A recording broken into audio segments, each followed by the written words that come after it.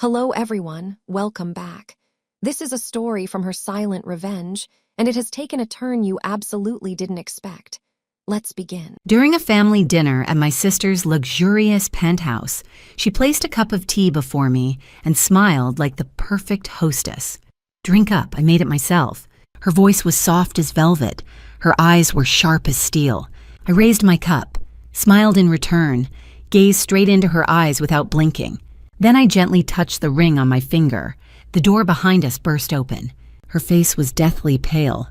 Finally, it was time for her to break down. "I'm truly grateful you're here. Before we begin, drop a comment and let me know, where are you watching from, your city, your country? I'd love to connect with viewers around the world. And just so you know, this story includes fictionalized elements added for entertainment and educational purposes. Names and settings may be altered, but the lesson I'm conveying, that part could genuinely save your life. My name is Remy Ashford, and 3 weeks ago, my job was to identify poisons that killed people. I never imagined I would have to do it to save my own life, but I am getting ahead of myself. Let me take you back to where it all started, October 7th, 2025, a Tuesday, that began like any other and ended with the floor falling out from under me. That morning, I stood in a federal courtroom in downtown Austin, Texas, wearing my standard issue Navy suit and the kind of sensible heels that said, "credible expert witness," without saying, "trying too hard." I had testified in dozens of trials over my 12 years with the FBI, and this one was no different. A 34-year-old construction worker dead from fentanyl. His girlfriend claiming she had no idea the pills were laced. The defense attorney tried to rattle me with questions about detection thresholds and metabolite degradation, but I had run those tests myself. I knew the numbers cold. "Agent Ashford," the prosecutor asked, adjusting his wire-rimmed glasses, "in your professional opinion, could the defendant have known these pills contained fentanyl?" I looked at the jury, 8 faces tired and skeptical, and spoke clearly. "The pills were bright blue and stamped with a logo that does not match any FDA-approved medication. They were purchased from an unlicensed dealer." Yes, she could have known. She should have known. The girlfriend started crying. I did not look at her.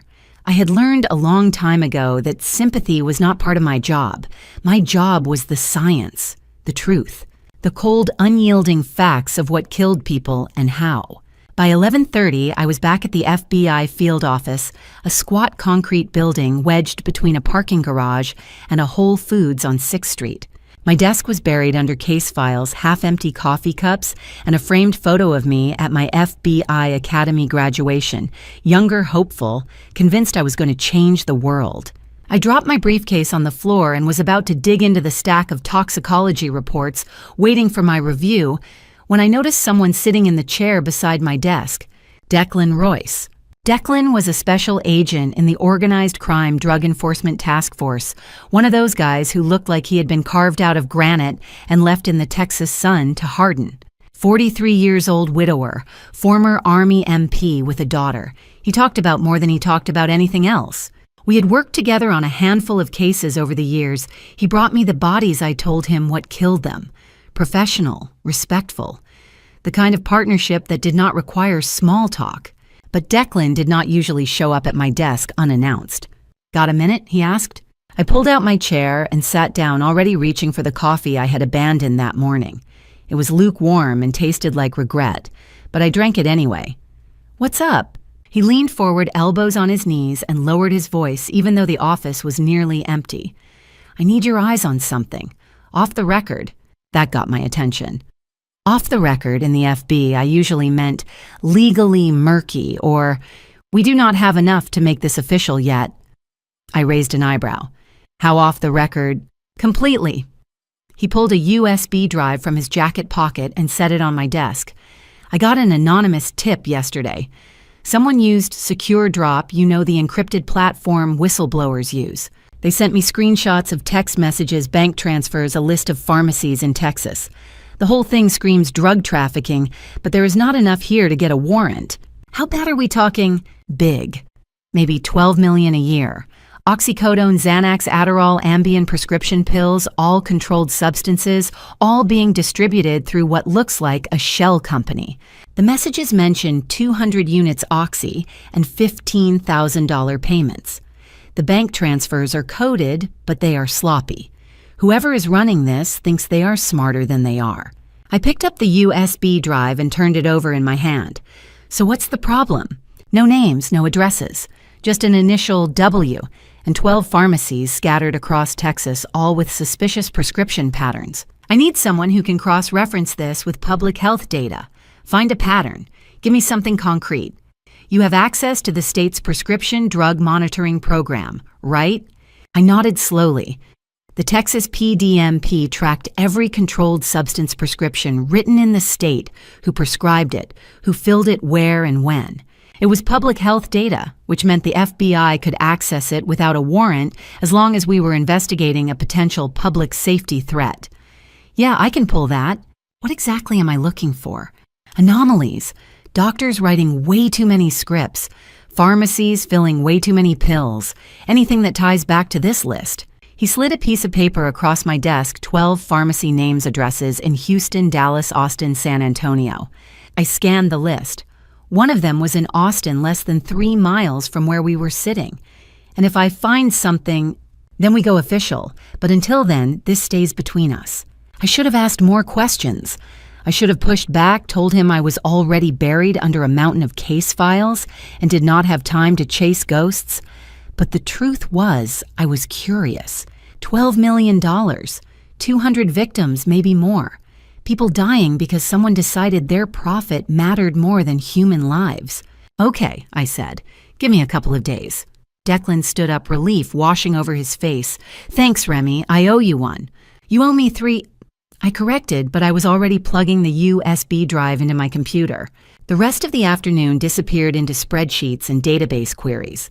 I pulled 3 years of prescription data from the PDMP, cross-referenced it with overdose reports from the Texas Department of State Health Services, and ran it against the 12 pharmacies on Declan's list. The patterns jumped out almost immediately. Doctors who had written 2,400 prescriptions for oxycodone in 36 months, all routed through the same handful of pharmacies. It was textbook drug trafficking, the kind of operation that should have been shut down years ago. But that was not the part that made my blood run cold.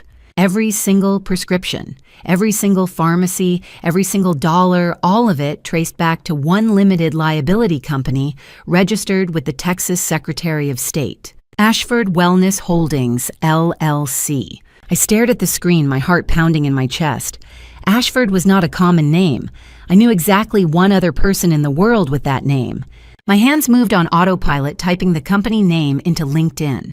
The search results loaded in less than a second. Owner and founder Wild Ashford. There she was, my sister.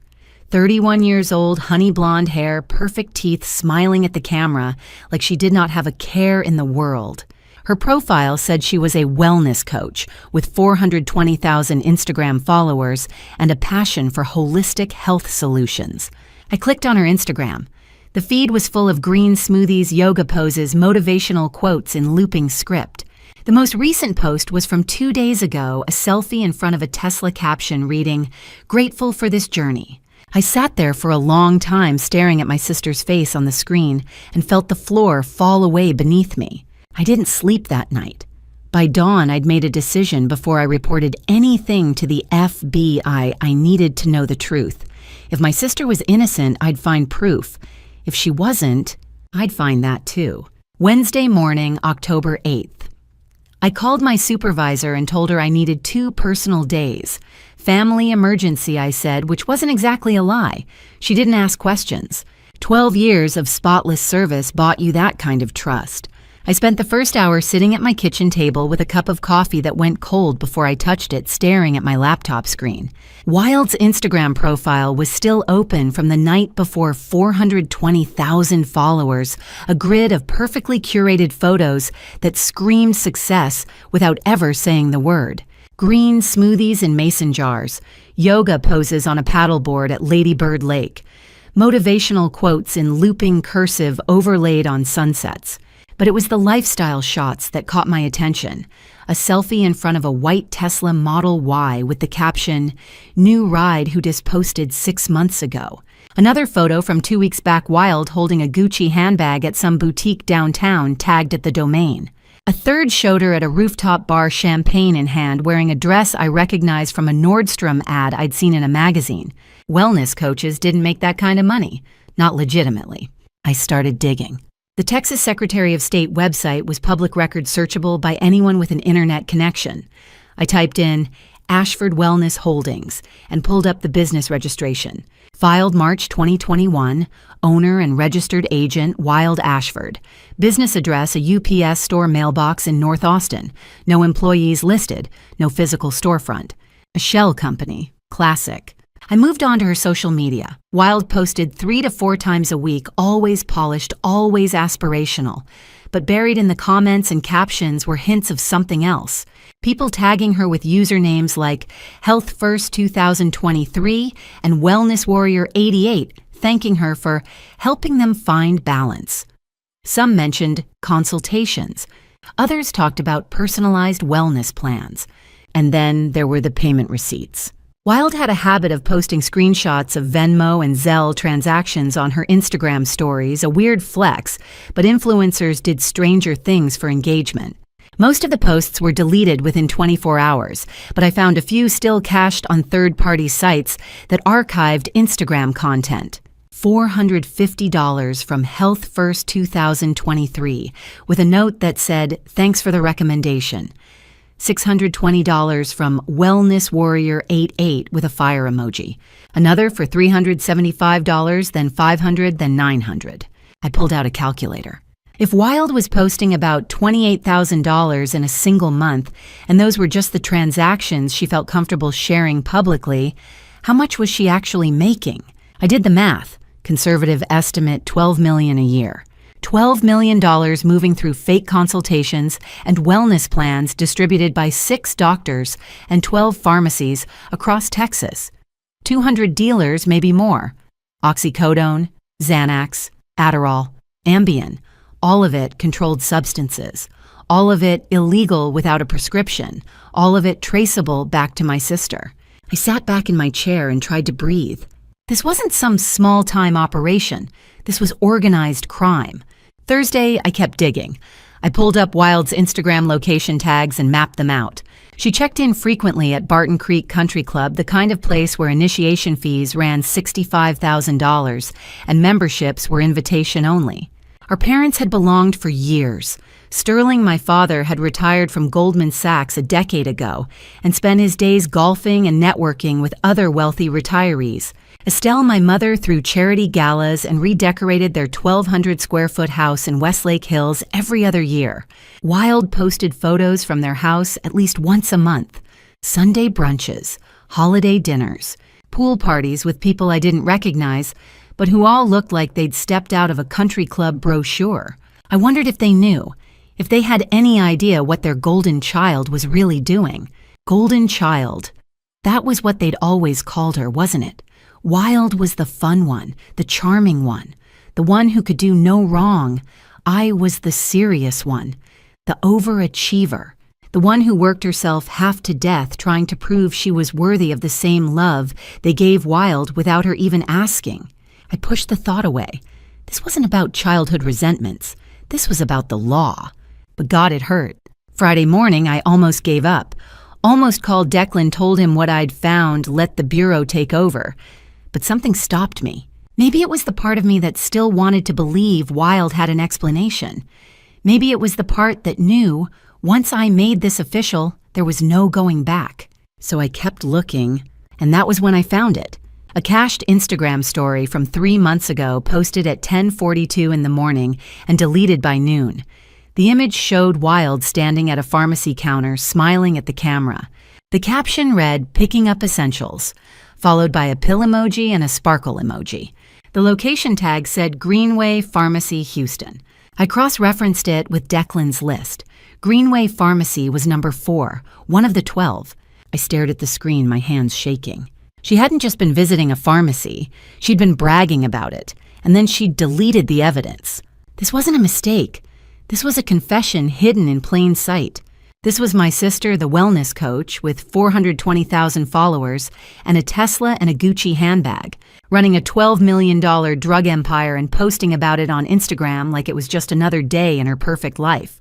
I closed my laptop and sat there in the silence of my apartment, the morning light streaming through the window, traffic humming on South Congress below. I'd found my proof, and now I had to decide what to do with it. The answer I knew was obvious. I had to confront her. I had to give her one chance to explain, to turn herself in, to do the right thing before I went to the FBI and destroyed her life. Because that was what this would do. I knew that. Once I reported this, Wild would go to prison. Our parents would never forgive me. I'd lose the only family I had left. But 200 people were getting pills they shouldn't have. God knew how many of them had overdosed, how many had died. I picked up my phone and opened a text to Wild. My fingers hovered over the keyboard. "We need to talk." I hit send before I could change my mind. I texted Wild that morning, "Coffee, need to talk." She replied within seconds, "Medici at 10. Miss you, sis." I stared at that heart emoji for a long time before I typed back, "See you there." The thing about that heart was that it felt like a lie. Or maybe I just wanted it to be a lie because the alternative, that Wild actually loved me and was still running a $12 million drug operation, was too complicated to process. I got to Cafe Medici 20 minutes early. The place was exactly what I needed: crowded, visible public. Clarksville was one of those Austin neighborhoods where everyone seemed to know everyone else, where people brought their dogs and their MacBooks and sat outside for hours pretending to work while actually just people watching. The outdoor patio was packed with the usual Saturday morning crowd: yoga moms in expensive leggings, tech bros in Patagonia, vests, a couple of UT students hunched over textbooks with headphones on. I chose a table near the edge of the patio facing the street. 2 exits, clear sightlines. Instinct, I guess. 12 years with the FB, I taught you to always know where the doors were. I ordered a black coffee I didn't want and sat there watching the minutes tick by on my phone. 10 o'clock came and went. 10:05. 10:10. At 10:15, Wild's white Tesla pulled up to the curb. She stepped out like she was stepping onto a runway. Honey blonde hair pulled into a high ponytail, oversized sunglasses, a Lululemon jacket, and matching leggings that probably cost more than my monthly rent.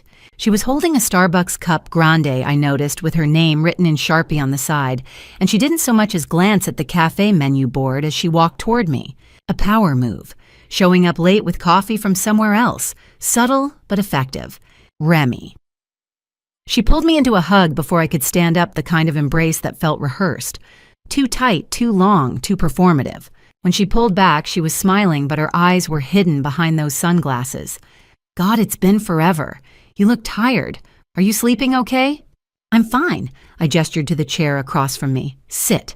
She slid into the seat with the kind of easy grace that had always come naturally to her, set her Starbucks cup on the table, and folded her hands like we were about to have a casual catch-up session. "So what's up? Your text sounded serious." I took a breath.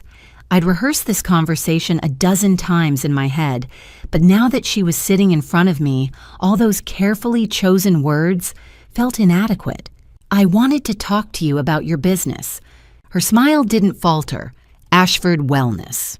What about it?" "What exactly do you sell?" "Wild supplements, vitamins. I do health consultations, help people find balance in their lives. You know, holistic wellness." She said it so smoothly, so effortlessly, that for a second I almost believed her. "Why?" "Because I've been looking into it, and your business is connected to 12 pharmacies across Texas. That's not a normal setup for a supplement company." Her smile tightened. Just a fraction, just enough that I noticed. "Who told you that?" "Does it matter?" "Yeah, Remy, it kind of does." She leaned forward, lowering her voice. "Are you investigating me?" "I'm asking you a question." She sat back, crossing her arms. The sunglasses came off, and for the first time I saw her eyes. Cold, calculating. Nothing like the warm, bubbly persona she projected on Instagram. "We partner with pharmacies for referrals. It's totally legal. Pharmacists recommend our wellness plans to customers who are looking for holistic alternatives. It's a mutually beneficial relationship. While I work for the FBI, I know what a drug trafficking operation looks like. The words hung in the air between us. Around us, the cafe buzzed with conversation, the hiss of the espresso machine, the clink of mugs on saucers. But at our table, there was only silence. Wild's jaw tightened. You think I'm what dealing drugs? Are you serious right now? I think you're running a business that moves $12 million a year through fake wellness consultations and prescription pills. I think you've got 6 doctors and 12 pharmacies on your payroll. I think you're smart enough to know exactly what you're doing. She laughed. It was a harsh, brittle sound. Wow, okay. So my own sister thinks I'm a criminal. Am I wrong? She didn't answer. She just stared at me, and in that silence, I saw the truth. The mask was slipping. The carefully constructed facade of the wellness coach, the influencer, the golden child, it was cracking. Wild listened to me. I leaned forward, keeping my voice low. If something illegal is happening, I need to report it. But if you tell me the truth right now, if you turn yourself in, cooperate with the FBI, you could get a reduced sentence. Maybe even avoid prison time if you help us take down the people above you. But you have to do it now, before this gets worse. For a moment, I thought she might actually do it. I thought I saw something flicker in her eyes, fear maybe, or regret, but then it was gone. She leaned in close, so close I could smell her perfume.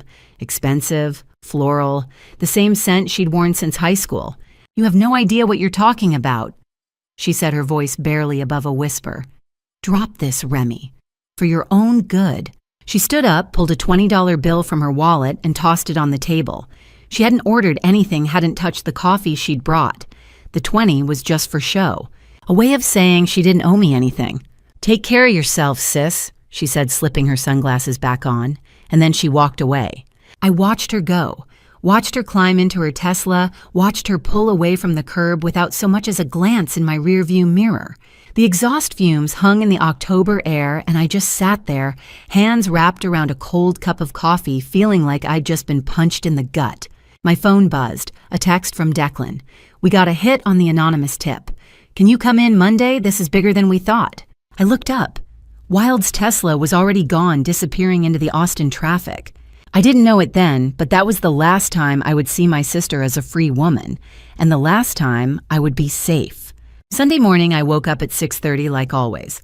I went for a run along Lady Bird Lake, showered, made coffee. Everything felt normal. I should have known normal doesn't last when someone wants you dead. But I'm getting ahead of myself again. The run was supposed to clear my head. 7 miles along the trail that loops around the lake, past the downtown skyline, and the joggers with their dogs, and the early morning cyclists who take the whole thing way too seriously. October in Austin meant the mornings were cool enough to breathe low 60s with the kind of sunshine that made you forget it would hit 90 by afternoon.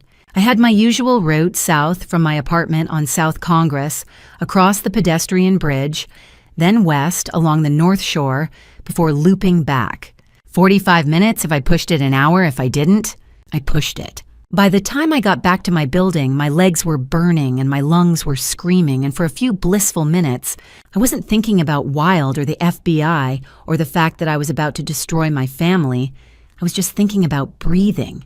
That's when I noticed the truck. Dark blue, older model, Texas plates. I couldn't quite read from across the street. It was parked in front of the laundromat engine, off windows, tinted just enough that I couldn't see who was inside.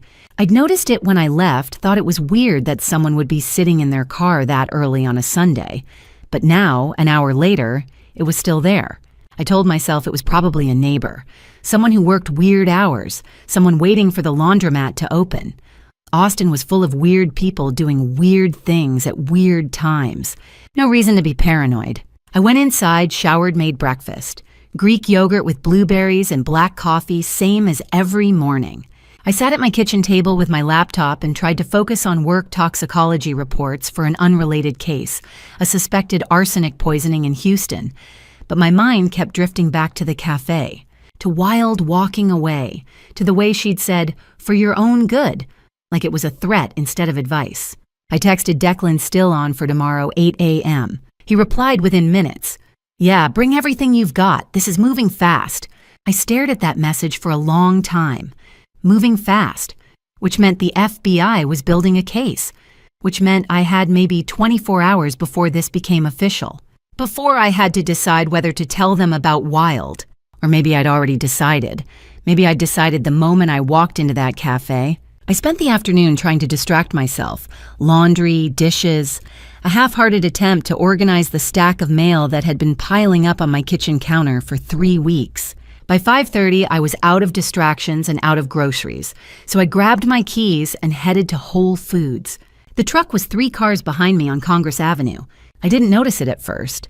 Traffic on Congress was always heavy on Sunday evenings, everyone heading back from brunch or the hiking trails or wherever people in Austin spent their weekends.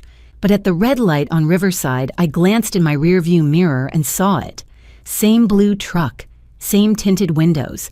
Coincidence, I told myself. Congress Avenue runs straight through the city. Lots of people use it. But when I turned into the Whole Foods parking lot, the truck kept going. I told myself that proved it. Just another car on the same road, nothing to worry about. I grabbed a cart and wandered through the aisles, picking up the usual salad greens, chicken breast pasta. A pint of Ben & Jerry's I definitely didn't need. The store was crowded with the Sunday evening rush families with kids couples debating which organic quinoa to buy. Normal, safe. By the time I got home, it was almost dark. I parked in my building's lot, grabbed the grocery bags from the trunk, and headed toward the entrance. My apartment building was one of those older South Congress walk-ups with a secured entry keypad on the front door, 3 floors, no elevator. I lived on the 3rd floor because it was cheaper and because I liked being able to see the street below. I was halfway to the door when the headlights hit me. Bright, blinding, coming fast. I spun around, grocery bags swinging, and saw it, the blue truck engine roaring, speeding through the parking lot. It swerved past me close enough that I felt the wind from it, and then it was gone, tail lights disappearing around the corner. I stood there, heart-hammering hands, shaking so hard I almost dropped the bags. The driver had been wearing a baseball cap. That was all I'd seen. A cap pulled low face in shadow. I ran inside, fumbled with the keypad, slammed the door behind me, and took the stairs 2 at a time. By the time I got to my apartment, I was breathing so hard I thought I might pass out. I locked the door, threw the deadbolt, checked the windows. The truck was gone. The street below was empty. I set the groceries on the counter and pulled out my phone. 8:00 p.m., I texted Wild. "We need to talk. This is your last chance." No response. I put the groceries away, made dinner I didn't eat, tried to watch a movie and gave up after 10 minutes.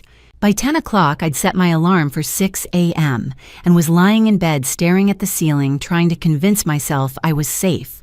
My phone buzzed. Unknown number. I almost didn't open it. Stop asking questions. I sat bolt upright, staring at the screen. My hands were shaking again. I took a screenshot, forwarded it to Declan with a message. "Got this tonight. Think someone's following me." He replied immediately, "Stay inside, lock your doors. I'll have a patrol car swing by." I didn't sleep that night. I lay there in the dark, listening to every car that passed, every footstep in the hallway, every creak of the building settling. I told myself I was being paranoid, that the truck was a coincidence, that the text was just someone trying to scare me. I was wrong. By the time the sun came up Monday morning, I was exhausted, wired on adrenaline and bad coffee. I showered, dressed, grabbed my badge and my gun and my keys. I had to be at the FBI field office by 7:45. I had to meet Declan. I had to finish this. I walked out to my car, climbed in, started the engine. The morning was cool and clear, the kind of October day that made you glad to be alive. I should have stayed home. My name is Remy Ashford, and on Monday morning, October 12th, I left my South Congress apartment at 7:30 earlier than usual, hoping to throw off anyone who might be watching. The sleepless night had left my eyes gritty and my hands unsteady on the wheel of my 1998 Honda Civic, but I told myself I would feel safer once I reached the FBI field office. I had a 7:45 meeting with Declan, and I needed to tell him everything: the deleted Instagram story, the threatening text, the blue pickup that had shadowed me all weekend. Traffic on Congress Avenue was thick with commuters. I stayed in the center lane, checking my mirrors every few seconds. At 7:35, I stopped at the red light where Congress meets Riverside Drive, a 5-lane intersection flanked by high-rises and a CVS on the corner. 2 cars idled ahead of me. I glanced in the rearview mirror and my chest tightened. The same dark blue pickup sat 2 vehicles back, its windshield reflecting the morning sun so I couldn't see the driver's face. Texas plates. I tried to read the numbers, but the angle was wrong. The light turned green. The car in front of me rolled forward. I eased off the brake, and in that instant, the blue truck swerved hard into the oncoming lane engine, roaring. I had maybe 2 seconds to understand what was happening before it slammed into my driver's side door at what I later learned was nearly 60 miles per hour in a 35 zone. The impact felt like an explosion. My airbag punched me in the face, filling the cabin with white powder and the chemical smell of deployment. Glass shattered inward, tiny cubes raining over my lap and arms. The world spun, literally, spun as my Civic rotated 180 degrees across the intersection. I heard metal tearing, felt my ribs crack against the door frame, tasted blood. Then a second duller crunch as my passenger side struck a steel lamppost, finally stopping the spin. For a moment there was only silence and the hiss of my radiator. My ears rang. I tried to breathe and pain lanced through my left side broken ribs. I knew instinctively. My head throbbed. Blood trickled from a gash above my eyebrow, warm and sticky. I blinked, trying to focus. The windshield was a spiderweb of cracks. Through it, I saw the blue pickup idling 20 feet away, its front bumper crumpled headlight dangling. The driver's door opened. A man climbed out, tall, maybe 6 feet, wearing a black UT Longhorns hoodie and a baseball cap pulled low. He staggered toward my wreck hands, raised in what looked like an apology. For a second, I thought he was coming to help. Then I smelled the whiskey on him, or rather, I smelled something, a sour reek that seemed theatrical too strong. He leaned down to my shattered window, slurring, "I'm so sorry, ma'am, I didn't see the light. I swear I didn't." Before I could answer, he straightened, glanced over his shoulder at the gathering crowd, and bolted. Not stumbled, sprinted. He ran east down Riverside, dodging a cyclist, and disappeared into an alley behind a taco shop. No drunk person moves that fast. I heard voices, car doors slamming. A woman in scrubs knelt by my window, her face pale. "Don't move, honey ambulance is on the way." Another man older held up his phone. I got his plates TX7YH329. I got video of the whole thing. A third voice, a teenager. He ran the red going like 60 man that was murder. Murder. The word hung in the air. My phone buzzed in the cup holder. I reached for it with my right hand, my left arm wouldn't move, and the screen lit up with a text from Wild. "Heard you had an accident.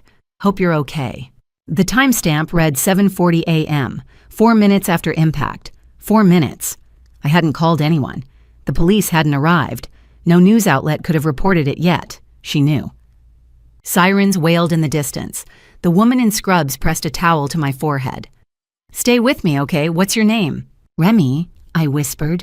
"Remy Ashford. I'm Raphael paramedic. You're going to be fine, Remy. Can you tell me if anything hurts?" "Ribs, left side, head." He nodded, speaking into a radio clipped to his shoulder. "Female, mid-30s, blunt force trauma, possible rib fractures, head lec GCS14. Vitals stable. ETA 2 minutes. The ambulance pulled up lights, strobing red and blue across the intersection. 2 more paramedics unloaded a backboard. Raphael leaned closer. "Did you know that driver—" I looked at Wild's text again.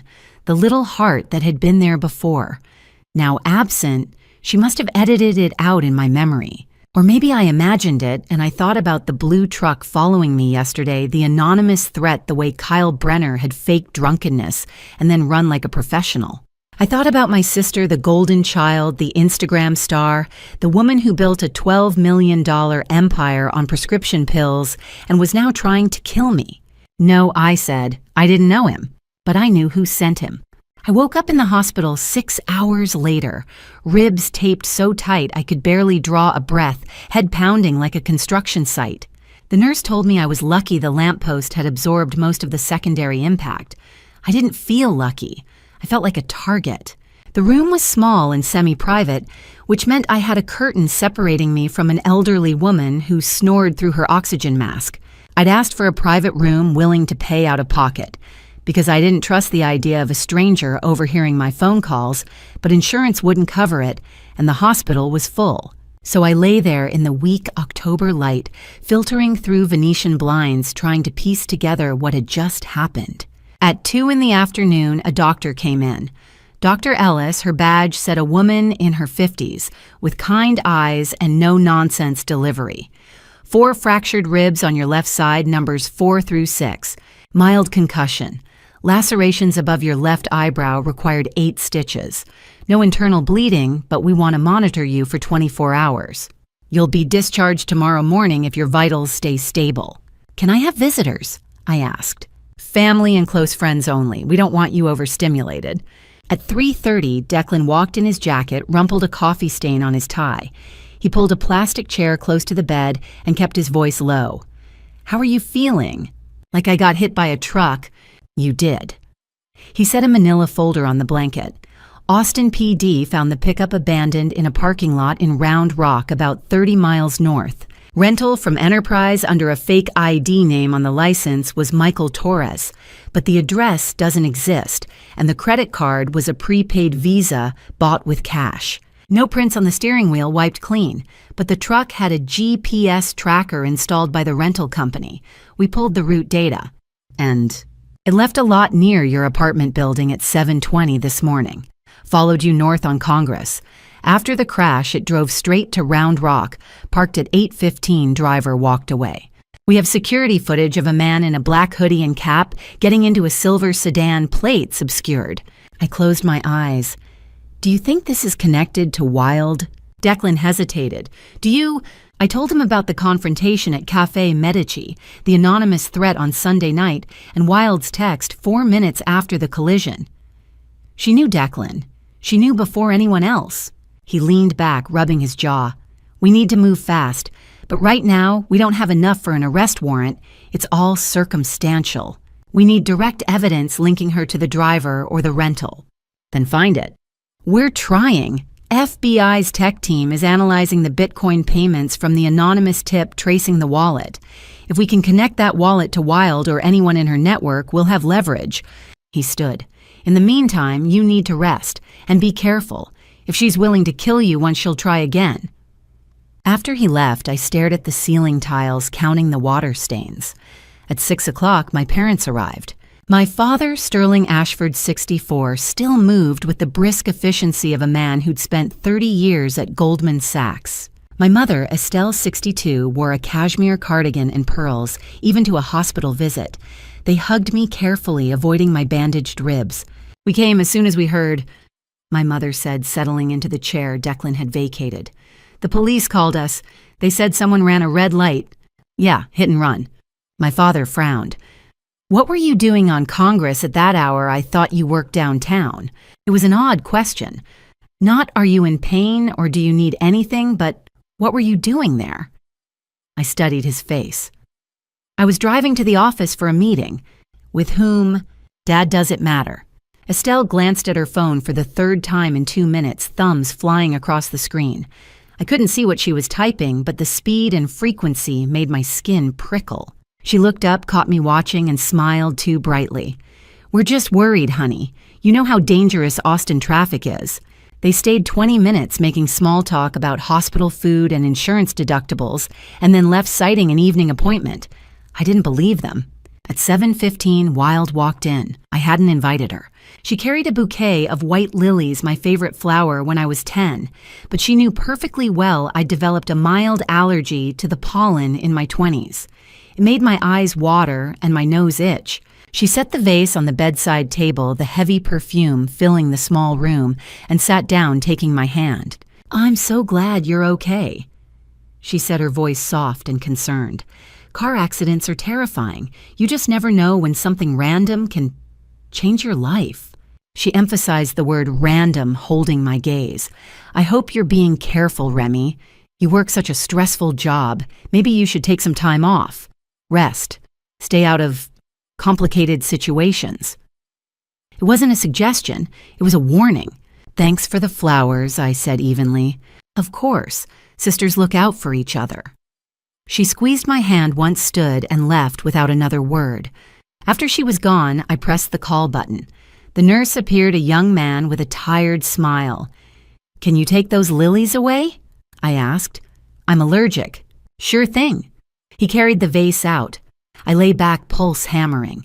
She brought them to make me uncomfortable. Even here, even now, she's trying to hurt me. At 11:30, after I'd taken my pain medication and was drifting toward sleep, my phone buzzed. Unknown number. The message was short. "You should have stayed out of this." I took a screenshot and forwarded it to Declan with a single line. "Another threat, trace this." Then I set the phone face down on the table and stared at the darkened window. I wasn't scared anymore. I was angry. And anger, I realized, was a kind of fuel. I was discharged Tuesday morning, ribs taped tight, a bottle of Vicodin in my hand. I thought the worst was over. I had no idea that while I was recovering, my sister was planting evidence to destroy my career. I didn't know about any of this until weeks later when the FBI's forensic team pieced it together from cell tower data security footage and witness interviews. But I'll tell you now so you understand just how deep this went.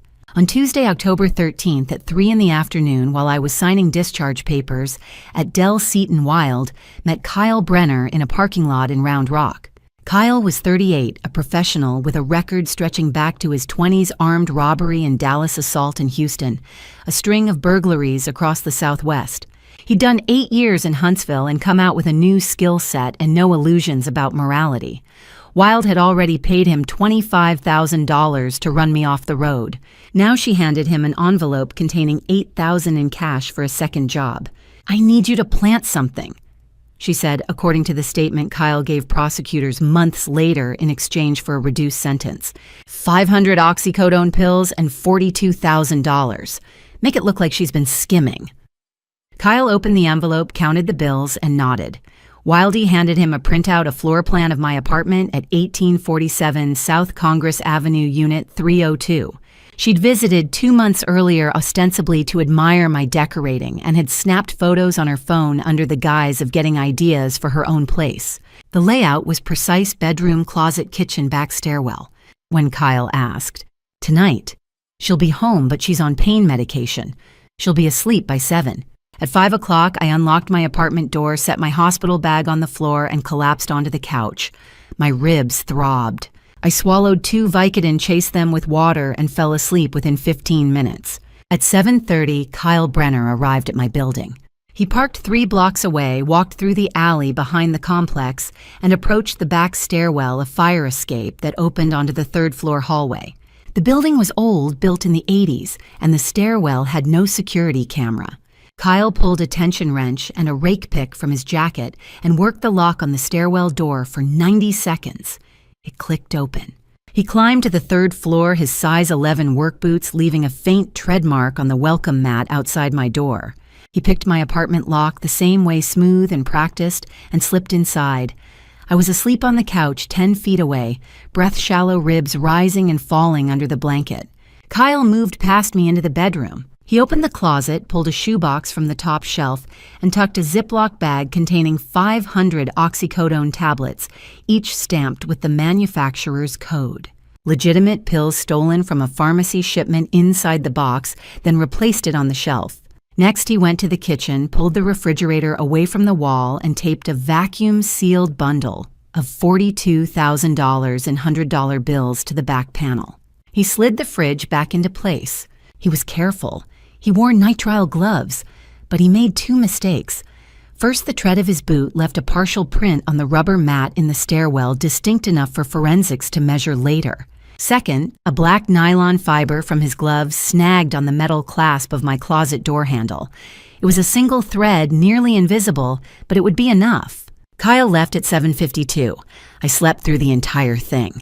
The next morning, Wednesday, October 14th at 11:15, Wild sat down across from Enzo Novak at Higher Grounds Coffee in downtown Austin. Enzo was 27, a freelance hacker who advertised his services on encrypted forums under the handle wildflower_TX. He wore a faded Radiohead t-shirt and had a laptop open on the table, a cheap Chromebook he'd bought with cash, specifically for this job. Wild slid a folded piece of paper across the table. On it was my personal email address. My work schedule and a list of instructions create fake correspondence with a fictitious pharmaceutical sales rep forge invoices, open an offshore account in my name and backdate transactions to make it look like I'd been taking bribes for months. Fortuna Holdings, Wild said, leaning forward. Cayman Islands, 220,000. Enzo nodded, fingers already moving across the keyboard. Wild reached over and typed the account name herself, her fingertips brushing the keys, ERY. She didn't wear gloves. It would have looked suspicious in a crowded coffee shop, and she didn't think it mattered. The laptop was a burner scheduled to be wiped and trashed within 48 hours. But forensics would recover it from a dumpster behind Enzo's apartment 3 weeks later. And the partial prints on those keys would match the ones in the Texas DPS database under her name, from a wellness instructor certification she'd gotten in 2022. I transferred the Bitcoin yesterday, Wild said. 18,000. You'll have it confirmed by tonight. Enzo checked his phone, scrolled through a crypto wallet app, and nodded. Yeah, I see it.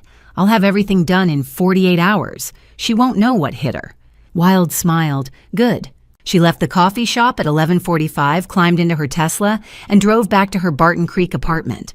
Enzo finished his latte, closed the laptop, and walked 3 blocks to a co-working space, where he'd rent a desk under a fake name and spend the next 2 days fabricating my financial ruin. I didn't know any of this was happening. I was at home, struggling to breathe without pain, answering emails from colleagues who'd heard about the accident, trying to convince myself I was safe. But I wasn't safe. While I lay on my couch, my sister was building a cage around me, pills, cash, fake emails, offshore accounts. She wasn't just trying to kill me. She was trying to erase me to make sure that even if I survived, no one would believe a word I said. And for a while, it almost worked. Tuesday morning, I woke to a voicemail from Special Agent Dorian Huxley, FBI Internal Affairs. Agent Ashford, we need to speak with you immediately. Please come to the field office at 9 a.m. My blood turned to ice. Internal Affairs only called when an agent was under investigation. I dressed in slacks and a blazer, trying to project competence, even though my ribs still ached with every breath. At 8:45, I walked into the FBI field office on East 8th Street, took the elevator to the 3rd floor, a level I'd never visited in 12 years, and knocked on a frosted glass door marked Internal Affairs Division. A secretary waved me into a windowless conference room.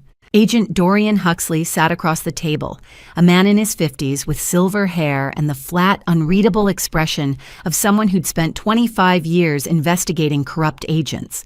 Beside him sat another IA officer, younger, with a laptop open. Agent Ashford, Dorian said, gesturing to a chair. Thank you for coming in. We received an anonymous tip Monday evening alleging that you are in possession of controlled substances and have accepted bribes. Do you have any comment? I felt the floor tilt. That's absurd. The tip included specific details, he interrupted. 500 oxycodone tablets, $42,000 in cash hidden in your apartment. We'd like to conduct a search. Will you consent? I knew my rights. 4th Amendment. They needed a warrant unless I agreed, but refusing would make me look guilty and I had nothing to hide. Or so I thought. Search it, I said. You won't find anything. At 2 o'clock that afternoon, I stood in my own living room while 4 IA agents pulled on latex gloves and began methodically dismantling my life. They opened drawers, flipped couch cushions, checked behind picture frames. At 2:37, one of them called from the bedroom. Agent Huxley, you need to see this. I followed Dorian into my closet. The agent held up a shoebox from the top shelf. Inside, loose in a gallon Ziploc bag, were hundreds of white tablets stamped with the manufacturer's code for oxycodone. My stomach dropped. I've never seen those before, I said, my voice shaking. Someone planted them. Dorian's face remained expressionless. We'll see. At 2:45, another agent called from the kitchen. He'd pulled the refrigerator away from the wall and found a vacuum-sealed bundle of cash taped to the back panel. $42,000 in hundreds. I felt like I was watching it happen to someone else. I didn't put that there. Someone broke in. Someone is framing me. When were you last home? Dorian asked. I came home Sunday evening after I was discharged from the hospital. I slept here Sunday night, went grocery shopping Monday around 10, came back at 11:45, and stayed here the rest of Monday afternoon and evening. So someone could have broken in Sunday night or Monday morning while you were out. Yes, check for signs of forced entry. At 3 o'clock, the FBI's evidence response team arrived with fingerprint kits, luminol, and a camera. They spent an hour combing through my apartment. The lead technician, a woman named Agent Rivera, briefed Dorian in the hallway while I sat on my couch, numb. "No signs of forced entry on the front door," she said. "Deadbolt intact, no scratches on the lock. But the back stairwell door shows faint tool marks on the cylinder, consistent with a tension wrench and pick. We found a partial boot print on the landing mat, men's size 11 fresh tread, deposited within the last 48 hours. We also recovered a black nylon fiber snagged on the bedroom closet door handle. Doesn't match any of Agent Ashford's clothing." Dorian nodded. "So someone did break in." "The evidence supports that," Rivera said carefully. "But it doesn't rule out the possibility that Agent Ashford staged it herself to create an alibi." At 5 o'clock, Dorian called me into a small office down the hall. He sat behind a desk, hands folded. "We found controlled substances and cash," he said. "You claim you were framed. The break-in evidence is suggestive but not conclusive. We can't rule out the possibility that you orchestrated this yourself." "I'm being set up," I said, my voice raw. "My sister Wild Ashford runs a drug trafficking ring. I discovered it last week and confronted her. She threatened me. Then the car crash, I believe she hired someone to kill me. Now this, she's destroying my credibility before I can report her. Do you have evidence linking your sister to any of this?" "Not yet. I'm gathering it. That's why she's escalating." Dorian leaned back. "If you're telling the truth, someone is running a sophisticated campaign against you. If you're lying, you're a very dangerous person. Either way, I can't let you continue working while we investigate." He opened a folder and slid a form across the desk. "Effective immediately, you are suspended without pay pending investigation. You'll surrender your badge, firearm, and credentials now. You are not under arrest. The break-in evidence creates reasonable doubt, and your 12-year record is spotless. But we need to investigate further before deciding whether to file charges." I felt like I'd been punched. "What are my conditions?" "You must remain available for questioning. You may not leave the Austin area. You'll report to this office every Friday at 9 a.m. If we find evidence of criminal activity or if you flee, a warrant will be issued for your arrest. Do you understand?" "Yes." I handed over my badge, my Glock 19, and my FBI identification card. Dorian placed them in a manila envelope and sealed it. "We'll be in touch." At 6 o'clock, I sat alone in my apartment, staring at the empty holster on my hip and the empty space in my wallet where my credentials had been. I felt stripped, violated, powerless. I texted Declan, "They suspended me, found drugs and cash. I didn't do it. Wild framed me." His reply came immediately. "I believe you. Meet me tomorrow morning. We'll figure this out." Wednesday and Thursday, I spent 48 hours retracing every step. I reviewed the building's security footage. The back stairwell had no camera, a blind spot. The front entrance camera showed me leaving at 10 Monday morning, returning at 11:45. No one else entered through the front. I knocked on my neighbors' doors and asked if they'd seen or heard anything unusual. No one had. Whoever broke in Kyle, I would later learn, was a professional. He used the back stairwell, wore gloves, avoided cameras, and left only trace evidence. I couldn't prove Wild had done this. Not yet, but I knew. Thursday evening at 8 o'clock, my phone rang. My mother. "Remy, sweetheart." Estelle said, her voice warm and syrupy. "I heard about your trouble at work. Your father and I are so sorry. We want to support you. Why don't you come to brunch this Sunday, just family? We need to talk." I hesitated. "Will Wild be there?" "Of course. She's worried about you, too. Please come, honey. We love you." My chest tightened. Part of me wanted to refuse. Wild would be there, and that meant danger. My parents somehow knew about the IA investigation, which should have been confidential, which meant they were either complicit or Wild had told them.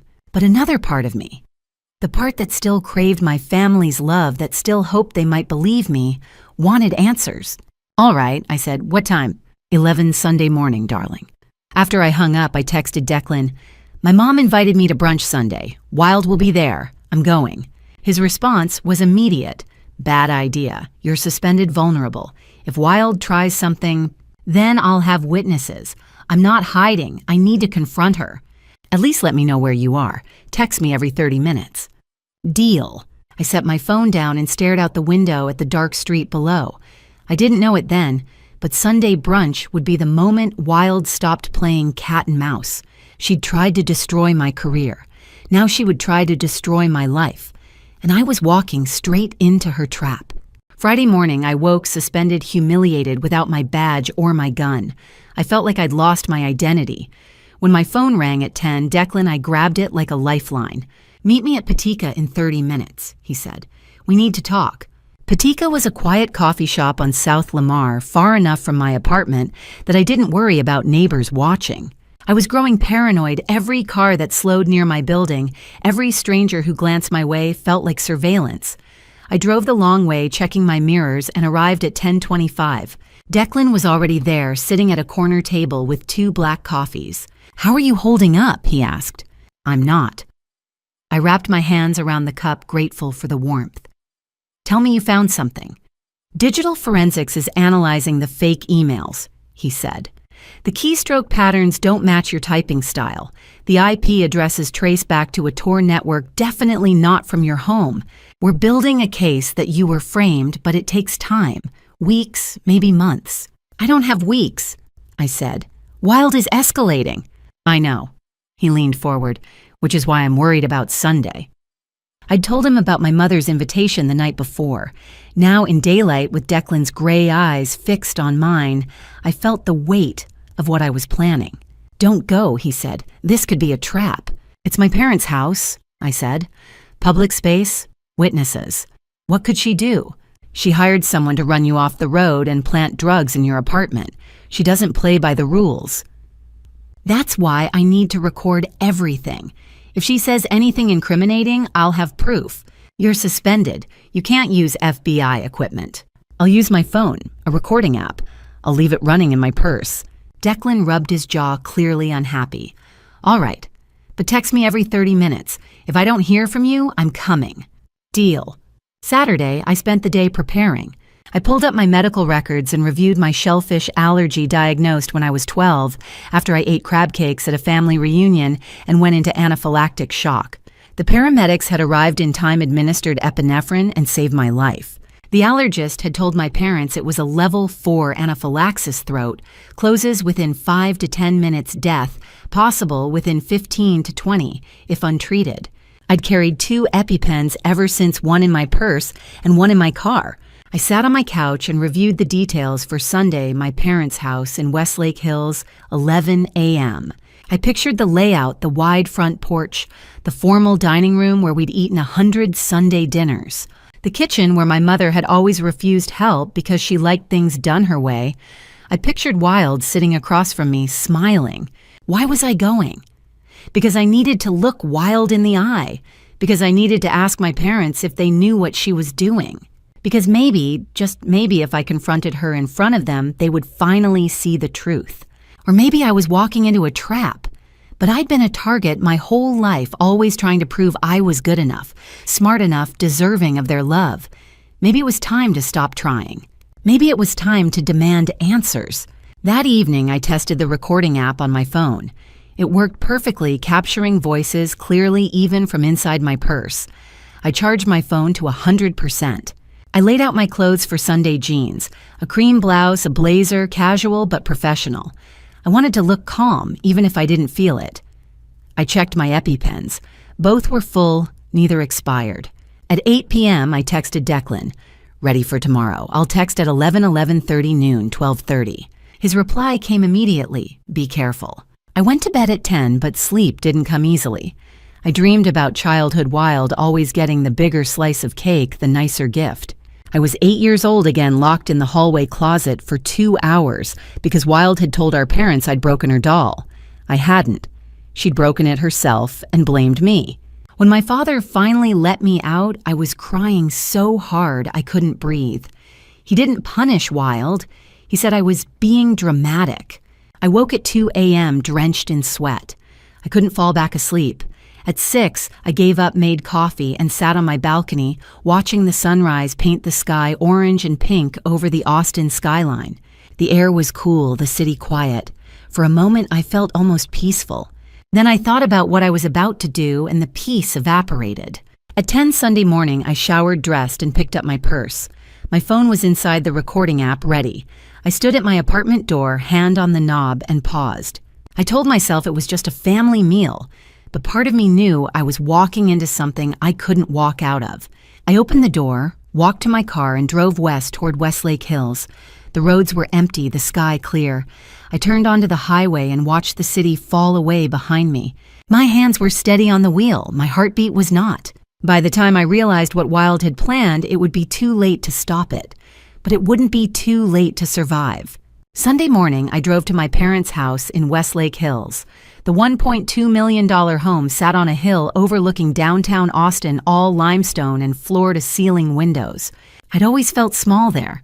That day, I felt like prey. Wilde's white Tesla was already parked in the driveway.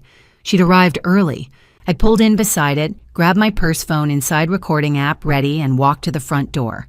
Before I could knock, my mother opened it, arms outstretched. "Remy, darling." She hugged me tight. I winced. My ribs were still healing. She didn't notice. Estelle led me through the foyer into the formal dining room.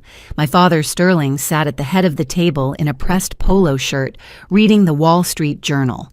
Wilde sat across from the empty chair, clearly meant for me. The table was set for 4 white plates, cloth napkins, crystal water glasses. Everything looked perfect. Too perfect. "Good morning, Remy." Wilde said, her voice smooth as honey. She wore a cream cashmere sweater and held a mimosa in one hand. She looked calm, almost serene. No guilt, no fear, just watching. I sat down carefully, setting my purse on the floor beside my chair. I pressed the record button on my phone app through the fabric, praying it would pick up voices clearly. "So," Sterling said, folding his newspaper, "your mother tells me you're having legal trouble at work." I took a breath. "I'm being framed. Someone planted drugs in my apartment and forged emails to make it look like I was taking bribes. I've been suspended pending investigation, but I didn't do it." My parents exchanged a glance. My mother's lips tightened. "Remy, how could you be so careless?" "I wasn't careless. I was set up." "By whom?" Sterling asked, his tone skeptical. I looked at Wilde. She sipped her mimosa, eyes fixed on me, unblinking. I wanted to say her name, wanted to accuse her right there, but I had no proof yet. Not enough. "I'm working on finding out," I said quietly. Estelle stood and disappeared into the kitchen. Wilde leaned back in her chair, turning the mimosa glass slowly in her hand. "It must be so hard," she said, "not knowing who to trust." I didn't answer. At 11:45, Estelle returned, carrying a tray of spinach and feta quiche, a fruit salad, croissants, and a carafe of coffee. She set a plate in front of each of us, already served, no chance to see what went into the food. My slice of quiche looked perfect, golden crust, creamy filling flecked with green. "New recipe," Estelle said brightly. "I've been experimenting." We ate. The conversation drifted to childhood. Estelle laughed, touching Wilde's hand. "Remy, you were always so serious. Wilde was the fun one." The familiar ache settled in my chest. I cut into my quiche, chewed, swallowed. It tasted rich, savory, slightly salty. I took another bite, then a third. At 12:15, my throat started to itch. I coughed, reached for my water glass, drank. The itch intensified. My tongue felt thick. I coughed again, harder, and felt my airway tighten. Something was wrong. At 12:17, my lips began to swell. My throat was closing. I couldn't get enough air. I gasped, clawing at my collar. "Something's wrong." Wilde leaned forward, eyes wide with fake concern. "Oh my God, Remy, are you okay?" Estelle stood halfway, hand to her mouth. "Remy, what's happening?" Sterling pulled out his phone slowly, as if moving through water. He dialed 911, but didn't speak, yet just held the phone waiting. I couldn't breathe. My vision blurred. I grabbed my purse, dumped the contents onto the floor, wallet, keys, lipstick, EpiPen. My hands shook as I fumbled with the cap, yanked it off, jammed the pen into my right thigh, through my jeans, and pressed the button. The needle punched through fabric and skin. Epinephrine flooded my system like fire. For 10 seconds, nothing happened. Then my throat began to open. Air rushed in sweet and cold. I gasped, shuddering sweat pouring down my face. At 12:20, I could breathe again. Barely. I was trembling, drenched, but alive. I looked down at my plate, the quiche. "What's in this?" I rasped, staring at my mother. Estelle blinked. "Spinach feta eggs. And I used a new recipe oyster sauce for umami flavor. Oyster sauce, shellfish. You know I'm allergic to shellfish." Estelle's face crumpled. "I forgot, it's been so many years since—" "You were there when I almost died at 12. You didn't forget." Wild cut-in voice, soft and soothing. "Remy, it was an accident. Mom's getting older, her memory isn't—" "Shut up, Wild." The room went silent. I'd never spoken to her like that in front of our parents. Sterling set his phone down. Estelle stared at me, mouth open. I looked at Wild. For a split second, I saw it, a faint smile barely there, curling at the corner of her lips. Then it was gone. She'd given the oyster sauce to our mother. She'd told her to use it. She'd known exactly what would happen. At 12:30, an ambulance pulled into the driveway, lights flashing. 2 paramedics came to the door. One checked my pulse, asked questions, recommended I go to the hospital for observation. "No," I said. "I'm fine. Ma'am, anaphylaxis can have secondary reactions." I said no. I didn't trust them. Not here. Not in front of my family. If I went to a hospital, Wild would follow. She'd find a way. I grabbed my plate, the quiche still sitting there half-eaten, and wrapped it in a paper napkin. Evidence. The paramedics exchanged glances but didn't stop me. I walked to the door legs unsteady. Behind me, Estelle called out, voice high and hurt. "Remy, you're being dramatic." I didn't turn around.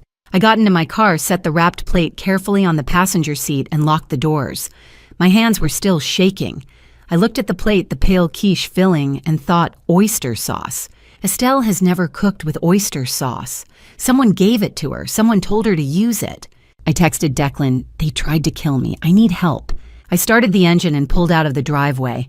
In my rearview mirror, I saw Wild standing at the front door, arms crossed, watching. Our eyes met. She smiled, waved. I didn't have proof yet, but I would. I drove home shaking the wrapped plate sitting on the passenger seat beside me. I called Declan before I'd even unlocked my door. "I need you to test this," I said. This was attempted murder. He arrived at 1:30, still in his work clothes, tie loosened. I handed him the plate quiche wrapped in a paper napkin, now sealed in a gallon Ziploc bag I'd pulled from my kitchen drawer. He held it up to the light, examined the pale filling flecked with spinach and feta. "You're sure about this?" he asked. My throat closed. I couldn't breathe. I had to stab myself with an EpiPen in front of my family. "Yes, I'm sure." He scraped a sample into a small evidence container, sealed it, labeled it with the date and time. The container was FBI standard, a tamper-proof plastic vial with a red evidence seal that would show any attempt to open it. He tucked it into his jacket pocket. "If IA finds out I'm running tests for you while you're suspended, it could jeopardize both our careers." "I almost died, Declan. I need proof." He nodded slowly. "All right, but we do this off the books." Monday morning at 8, Declan sent the sample to a private lab in Houston, a place that did contract work for law enforcement but didn't report directly to the Bureau. He paid out of pocket $300 for a rush analysis. I sat in my apartment all day staring at my phone, waiting. At 3 o'clock Monday afternoon, he called. "Results are in." I held my breath. And positive for shellfish protein. Oyster extract 10 milligrams concentration, enough to trigger a severe reaction in someone with your allergy level, but not a lethal dose. Relief and rage flooded through me in equal measure. "So I was right." "You were right." He paused. "But there's a problem." "What problem?" "The sample was contaminated. You wrapped it in a napkin, carried it in your car, stored it in a Ziploc bag. Chain of custody is broken. There's no way to prove your mother deliberately added the oyster sauce versus accidentally using it. Oyster sauce is a common ingredient. A defense attorney would argue innocent mistake that Estelle simply forgot about your allergy. In a courtroom, the standard is proof beyond a reasonable doubt. Right now, we have reasonable doubt working against us. I sank onto my couch, the irony crushing me. I'd spent 12 years building airtight forensic cases, testifying in federal court about the smallest traces of poison, and now my own evidence was worthless. So she gets away with it. Not if we catch her trying again, and this time we record everything. I sat down on my couch, ribs aching. "What are you saying?" "I'm saying Wilde will try again," Declan said. "The car crash didn't work. The frame job takes time. The poisoning failed because you had an EpiPen. She's escalating. Next time she'll go for a lethal dose. So what do I do? What if you gave her another chance?" His voice was careful, measured. "What if you made yourself bait?" I understood immediately. "You want me to walk into a trap. A controlled trap. You wear a body camera. We set up surveillance. You pretend to drink the poison. We catch her in the act." "Declan, that's insane. You're talking about letting my sister poison me." "Not letting, controlling, full medical backup on standby, tactical team outside. You fake drinking the tea or wine or whatever she offers. We get her on camera confessing and we move in before anything happens to you. And if something goes wrong, if the EpiPen doesn't work, if you're too slow, then I'll have a murder on video," he said quietly. "And either way, she goes to prison." I closed my eyes. 12 years I'd spent analyzing poisons, always on the outside studying death. Now I was inside it. "Let me talk to my team," Declan said. "If we do this, we do it right. Full medical support, tactical backup, every precaution." He paused. "We'll wire you with a high-definition body cam hidden in a brooch or button, live streaming to our van. Medical team will include a paramedic and an ER doctor parked 2 blocks away, ready to breach within 60 seconds. Tactical Unit 3 agents, armed, positioned at Wilde's building exits. Surveillance equipment, monitoring every window. You won't be alone." The detail was reassuring and terrifying at once. "How do I get her to try again?" "Reach out, show weakness. Tell her you're sorry for accusing her, that you want to talk, just the two of you. Make it her idea." "She'll know it's a trap." "Maybe, but she's arrogant. She thinks she's smarter than you. Use that." Monday evening at 8, I sat on my couch, phone in hand, staring at Wilde's contact. My fingers hovered over the keyboard. I thought about the smile that had flickered across her face when my throat was closing.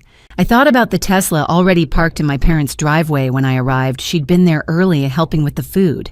I thought about Estelle saying I forgot, and the way Sterling had dialed 911 so slowly, as if he were buying time. I typed, "Can we talk, just the two of us? I want to understand. I'm sorry about what happened Sunday." I hit send before I could change my mind. Then I waited. 1 minute, 2, 5. I paced the length of my apartment, checking my phone every 30 seconds. 10 minutes. Maybe she wouldn't answer. Maybe she saw through it. 15 minutes. My palms were sweating. I set the phone face down on the coffee table, afraid to look. Then it buzzed. "Wilde, come over tomorrow night, 8 p.m. Let's talk, sis." I stared at the screen. The message was short, confident.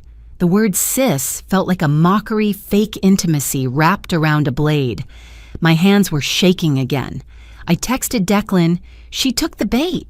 Tomorrow night, 8 p.m., her apartment. His reply came immediately. "We have 24 hours to prepare. Let's make sure it's enough." I stood in my apartment, ribs still aching, holding the printout of the lab results, positive for shellfish protein, 10 milligrams severe, but not lethal. I thought about the last 12 years standing in courtrooms and labs explaining how people died. I'd always been on the outside. Now I was inside. I picked up my phone and looked at Wilde's message again. "Let's talk, sis." I whispered into the empty room. "All right, Wilde, let's talk." Tomorrow night I would walk into my sister's apartment believing she wanted me dead. But this time I wouldn't walk in alone. And this time I would make sure the whole world saw exactly who she was. Tuesday morning I walked into the FBI building for the first time since my suspension. Not as an agent, as bait. Declan met me in the lobby and led me to a secure room on the 4th floor, windowless and soundproof. Inside, a woman in a white coat stood beside a table covered with medical equipment.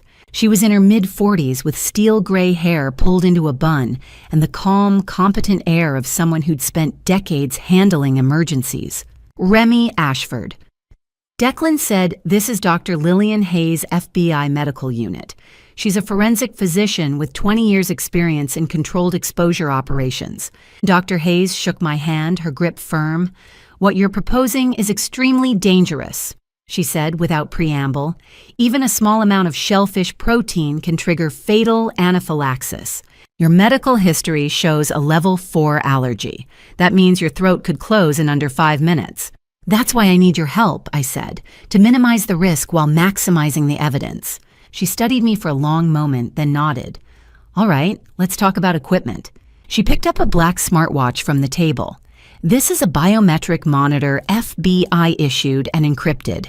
It tracks your heart rate, blood pressure, oxygen saturation, and EKG in real time. Data transmits over 4G to Agent Royce's tablet, no Wi-Fi needed, so it can't be jammed or blocked. If your vitals crash, we'll know immediately." Next, she held up a small device the size of a USB drive. "Subcutaneous epinephrine autoinjector, 0.5 milligrams preloaded. We'll hide it in your bra strap. Injection into the chest provides faster absorption than the thigh. You press here," she demonstrated, "and the needle deploys. It's discreet enough that Wild won't notice until it's too late. And if that doesn't work?" She handed me a standard EpiPen. "Back up in your jacket pocket." Declan laid out the rest of the equipment. A decorative brooch, actually a body camera, 1080p, high definition, 128 gigabytes of storage, 6-hour battery, 120-degree wide-angle lens. A silver ring for my right index finger, an omnidirectional microphone that would record audio even when my hand moved. "You'll be wired better than most undercover operatives," Declan said. At 10 o'clock, Dr. Hayes began the medical prophylaxis. She inserted an IV line into my left arm and started an infusion of diphenhydramine, 50 milligrams, to reduce the severity of any allergic reaction. Then she injected dexamethasone, 10 milligrams, a corticosteroid that would temporarily suppress my immune system for 12 to 18 hours. Finally, she handed me a pill Montelukast, 10 milligrams, a leukotriene inhibitor to block the inflammatory response. "This won't prevent anaphylaxis," she said, "but it will delay the onset. Normally, you'd have 5 minutes before your airway closes. With these drugs, you might have 10 to 15. That gives the rescue team time to reach you." I swallowed the pill and watched the clear liquid drip from the IV bag into my arm. My hands were steady, but my heart was racing. At noon, we moved to a tactical briefing. Declan's team consisted of 4 FBI agents, including himself, and 1 paramedic, Rafael Ibarra, the same man who'd treated me after the car crash.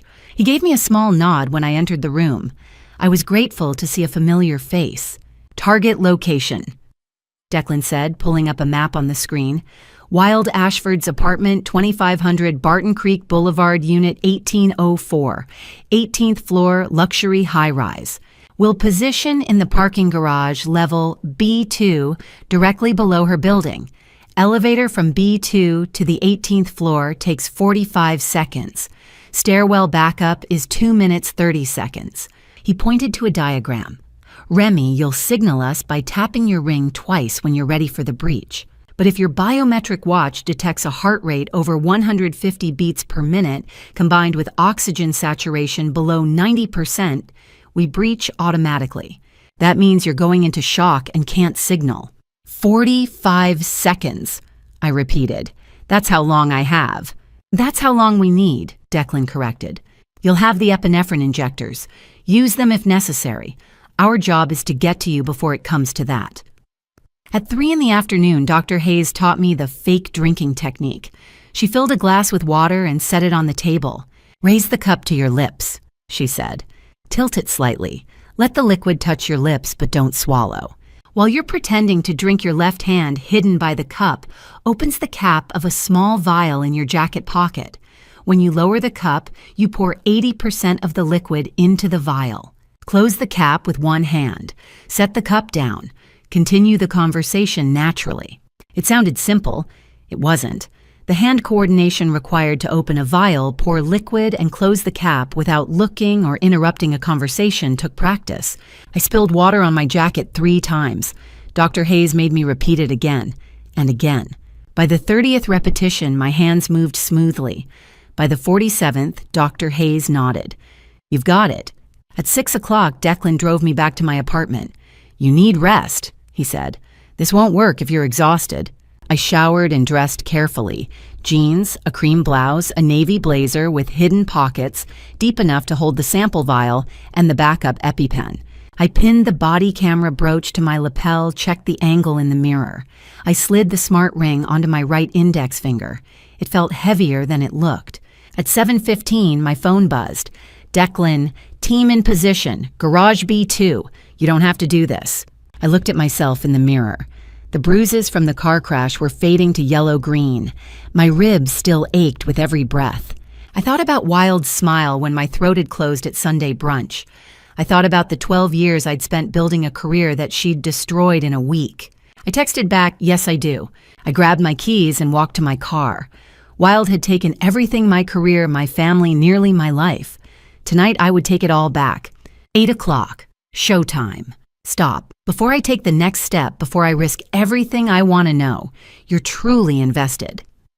Comment any number below if you're prepared for what's about to unfold, because what happens next will test everything I thought I knew about family, justice, and survival. A note: this story weaves fact with creative narrative. Some elements are fictional for dramatic effect. Not comfortable with that exit now. Still here. Good. Let's finish what we started. I parked in the visitor lot at 7:55. For 3 minutes, I sat in my car watching the biometric smartwatch on my wrist heart rate, 98 beats per minute, elevated but controlled. I touched the brooch on my lapel and felt the faint warmth of the recording, LED. Then I got out and walked inside.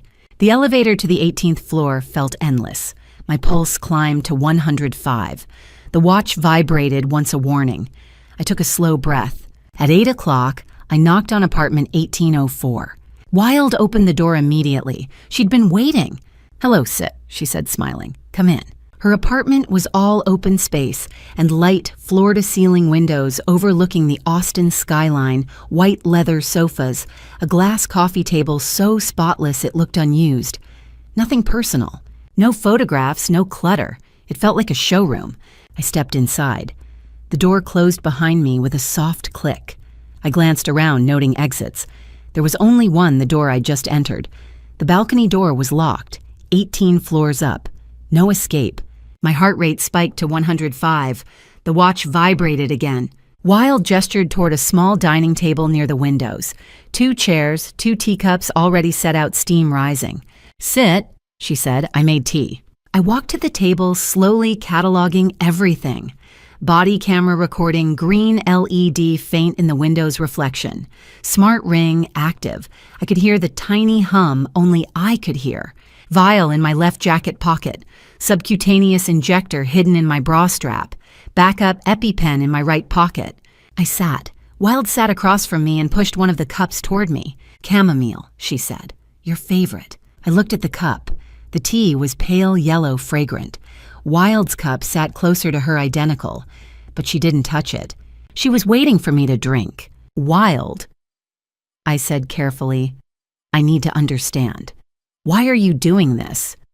She tilted her head, expression puzzled. Doing what? The car crash, the drugs in my apartment, the brunch at Mom and Dad's. She leaned back, crossing her arms. You think I caused the car crash, Remy? You're being paranoid. The IA investigation is stressing you out. I know you run Ashford Wellness Holdings, I said. I know it's a drug ring. I know you hired someone to run me off the road. I know you paid a hacker to frame me. For a moment, her face stayed perfectly still. Then the smile dropped. Her eyes turned cold. You can't prove any of that. Maybe not yet, but I will. She leaned forward, elbows on the table. Drink your tea, Remy. It's getting cold. I picked up the cup with both hands, right hand holding it steady, left hand hovering near my pocket. I raised it to my lips. Wild's eyes locked onto my throat, watching, waiting. I tilted the cup. Liquid touched my lips. I let about 5 milliliters enter my mouth. It tasted bitter wrong. I didn't swallow. I held it in my mouth. I lowered the cup, and as I did, my left hand slipped into my pocket, twisted the vial cap open. I turned my head slightly, pretending to cough, and spat the liquid into a napkin. Then I tilted the cup again, pouring 80% of the tea into the vial. I closed the cap with one hand and dropped it back into my pocket. Wild frowned. "You didn't drink it." "I sipped it," I said. "It tastes unusual. What kind of chamomile is this?" "A special blend." Her voice was flat now. "Drink more." "I'm fine." She stood abruptly and walked to the kitchen counter, her back to me. My heart rate climbed to 118. The watch vibrated. Not critical yet, but rising. She returned with a teapot and set it on the table. "Let me pour you more." "Wild, stop. I know what's in that tea." She froze. For 12 seconds I counted, she said nothing. The silence stretched thick and suffocating. The body camera recorded every second. Then she sat down, slowly staring at me. "You're smarter than I thought." "Why?" I asked. "Why do you want to kill me?" She laughed a short, bitter sound. "Because you were going to ruin everything. $12 million, Remy. $12 million a year. Do you know what that feels like, to finally succeed, to have everything I ever wanted, and then you always the perfect one, the FBI agent, the good daughter you decided to play hero?" She picked up my teacup, cradling it in both hands. "The car crash should have scared you off. The drugs should have destroyed your credibility. But you didn't stop. So I told Mom to invite you to brunch. She never questions me. Never. I gave her the oyster sauce, told her it was a premium new brand. She was so eager to please me, she'd do anything." Wild's voice was calm, clinical. "But you survived that, too. So now?" She held up the cup. "This is 25 milligrams of pure shellfish protein extract, 5 times the dose at brunch, enough to close your throat in 3 minutes. By the time anyone finds you, it'll look like an allergic reaction. Tragic accident, grieving sister, no evidence." She stood and walked toward me, still holding the cup. "So here's what's going to happen. You're going to drink this, or I'm going to make you." I reached for my jacket pocket, the backup EpiPen, but Wild lunged. She knocked it from my hand. It skidded across the floor and disappeared under the sofa. My heart rate spiked 152 beats per minute. The watch triggered the automatic breach protocol. Wild grabbed my shoulders, trying to force the cup to my lips. I twisted, fought back. The body camera captured everything, her hands on me, the teacup tilting, the liquid sloshing. I tapped my smart ring twice. Manual signal. 45 seconds later, the door exploded inward. FBI, hands up. Declan and 3 agents stormed in, guns drawn. Wild dropped the teacup. It shattered on the floor, tea spreading in a pale yellow pool. Declan was at my side immediately. "You okay?" I nodded, gasping. "I'm okay. Didn't swallow, but she confessed. It's all on video." 2 agents grabbed Wild, cuffing her wrists behind her back. She screamed, "You can't prove anything. That was my tea. I made it for myself." Declan knelt beside the shattered cup. "Then you won't mind if we test it." Raphael appeared, medical kit in hand. He checked my pulse, my oxygen saturation. "Heart rate's dropping, 135, SPO 297%. You're stable. But we need to get you to a hospital monitor for delayed reactions." "Not yet," I said. "I want to see her arrested." Declan pulled Wild to her feet and read her Miranda rights. She didn't speak. She just stared at me, eyes burning with hate.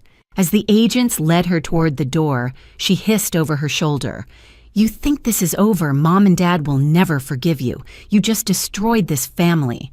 I met her gaze. "No, Wild, you destroyed it." I watched her disappear into the elevator. Then I sank into a chair, hands shaking, adrenaline draining out of me like a punctured tire. I'd won, but the fight wasn't over. They took me to Del Seaton Medical Center for monitoring. 4 hours later, Dr. Hayes cleared me for discharge. No anaphylaxis, the prophylaxis had worked. By midnight, I was back at the FBI field office watching the body camera footage with Declan. At 8:30 that evening, I'd been in the emergency room sitting on a paper-covered exam table while a nurse drew blood. The test came back negative for shellfish protein. I hadn't swallowed a significant amount. Doctor. Hayes reviewed my charts and explained that the prophylaxis, the diphenhydramine dexamethasone, and montelukast had delayed the allergic response long enough for my body to process the minimal exposure. She estimated I'd ingested less than 5 milliliters, a sublethal dose, even without the prophylactic drugs. The fake drinking technique, practiced 47 times, had saved my life. At 9 o'clock, Wilde was processed at FBI headquarters. Fingerprints, mugshot, a holding cell with concrete walls and a steel bench. She invoked her right to silence and requested an attorney. Geneva Locke arrived at 10, a defense lawyer with a reputation for getting wealthy clients acquitted. She was 45, blonde, expensive suit. She spoke to Wilde for 20 minutes, then told the agents her client would not be answering questions. At 10:30, Declan's team began analyzing the evidence in a secure lab on the 3rd floor. I sat beside him, still wearing the clothes from the sting operation, the brooch camera now lying in an evidence bag on the table. The body camera footage was 13 minutes long. The video was sharp, the audio crystal clear. I watched myself sit across from Wilde. I heard her confession in her own voice. $12 million. I gave her the oyster sauce, told her it was a premium new brand. 25 milligrams of pure shellfish protein extract. I'm gonna make you drink this. The forensics team had collected the spilled tea from Wilde's apartment floor and tested it immediately using a field rapid test. Agent Rivera, the same woman who'd examined my apartment during the internal affairs investigation, walked me through the results. Positive for shellfish protein, 25 milligrams per 250 milliliters.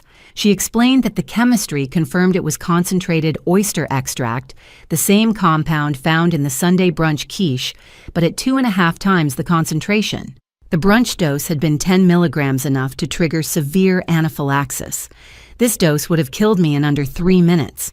The vial from my jacket pocket tested the same. Same concentration, same substance. Proof that Wilde had served me poison tea. The smart ring audio backed up every word on the body camera. Redundant evidence.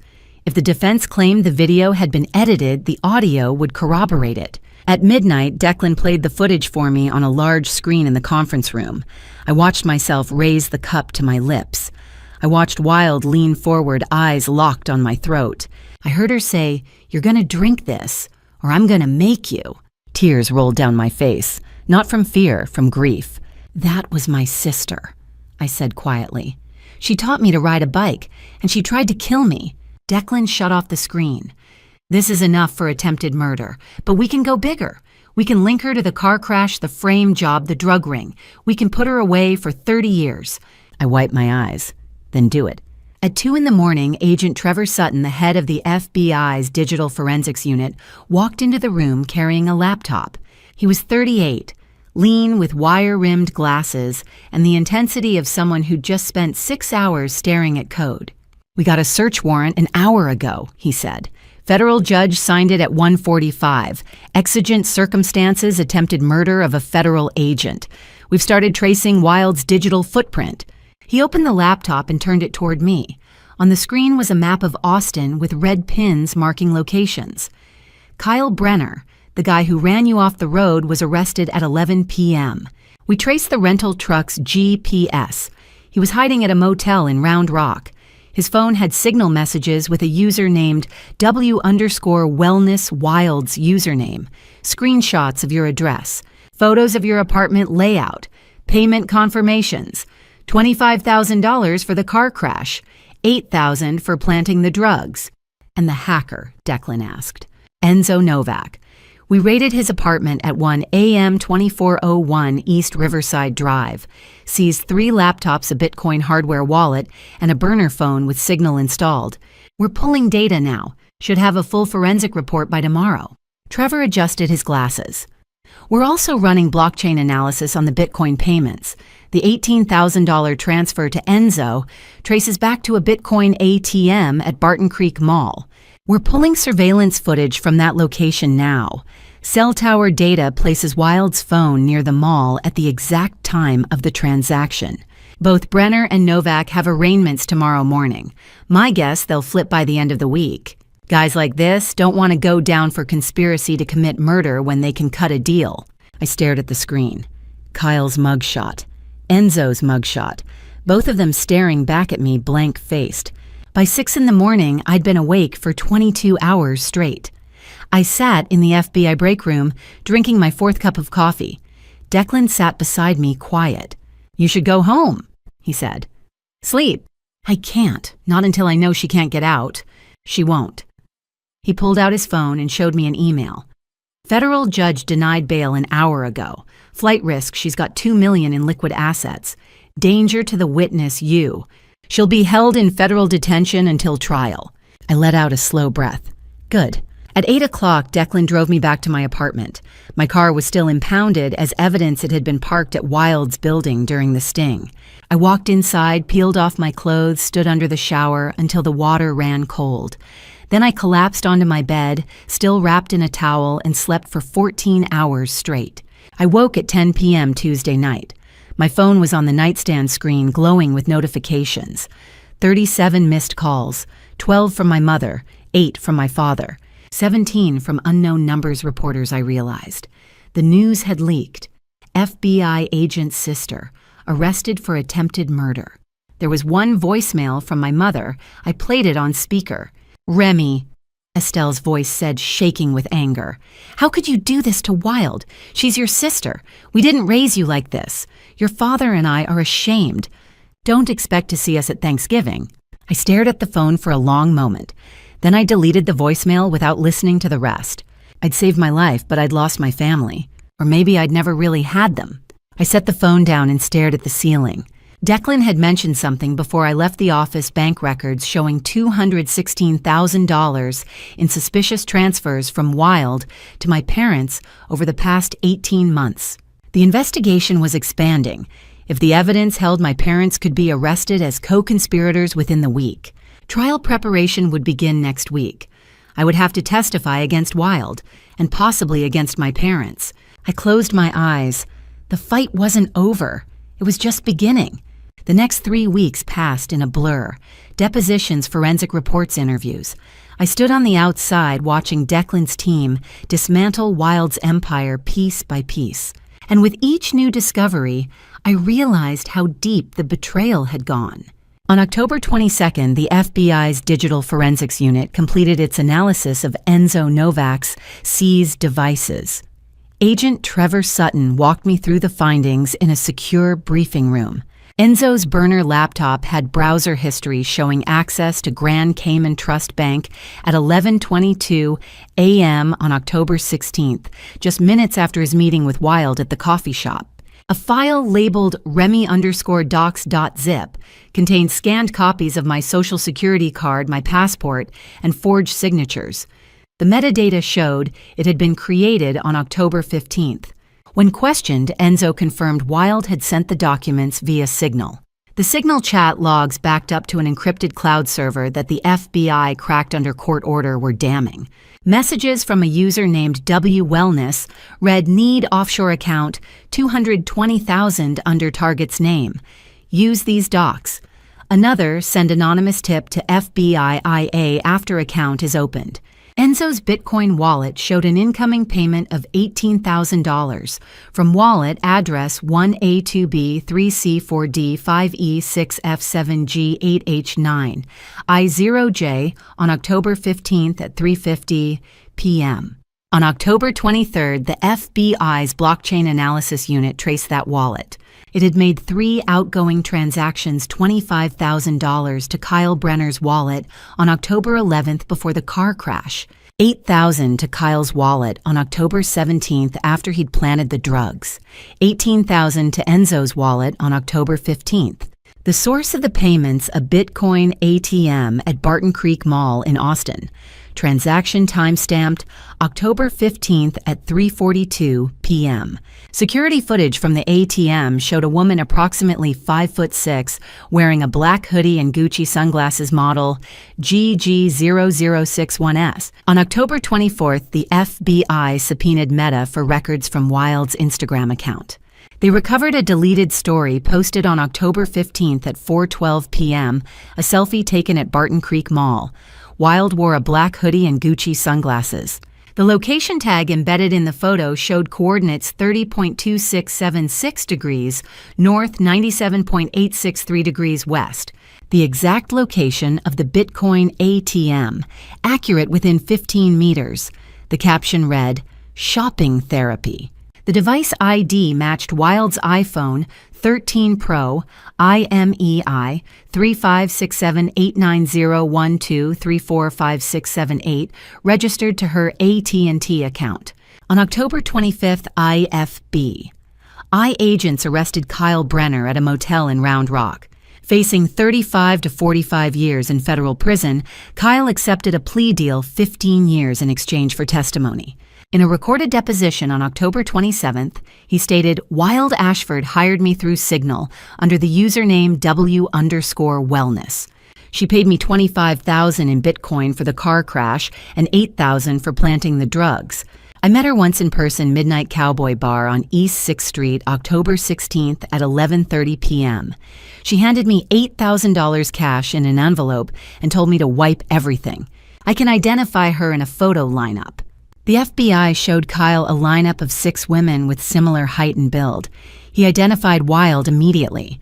On October 28th, Enzo Novak was formally arrested and charged. He accepted a plea deal, 5 years plus $50,000 restitution. In his recorded testimony on November 2nd, he said, "I met Wild at Higher Grounds Coffee downtown on October 16th at 11:15 a.m. She typed on my laptop. I didn't stop her. The FBI later found her fingerprints on the keyboard keys, E, R, and Y. She paid me $18,000 in Bitcoin to hack Remy Ashford's laptop, create fake emails, and open an offshore account in her name." The FBI forensics team had recovered 3 partial fingerprints from Enzo's laptop keyboard on the E, R, and Y keys. The prints matched Wild Ashford. They were on file from a Texas pharmaceutical business license application she'd submitted in 2020. On November 3rd, the FBI completed its cell tower analysis. A subpoena to AT&T provided location records for Wild's phone 512-5550147. On October 12th, between 2:30 and 3:15 p.m., her phone had pinged towers in the South Congress area, less than a kilometer from my apartment she'd been surveilling while Kyle broke in. On October 15th, between 3:38 and 3:50 p.m., her phone was at Barton Creek Mall, the exact time frame of the Bitcoin ATM transaction. On October 16th, between 11:15 a.m. and 12:02 p.m., her phone was in downtown Austin for 47 minutes, matching Enzo's testimony about their cafe meeting.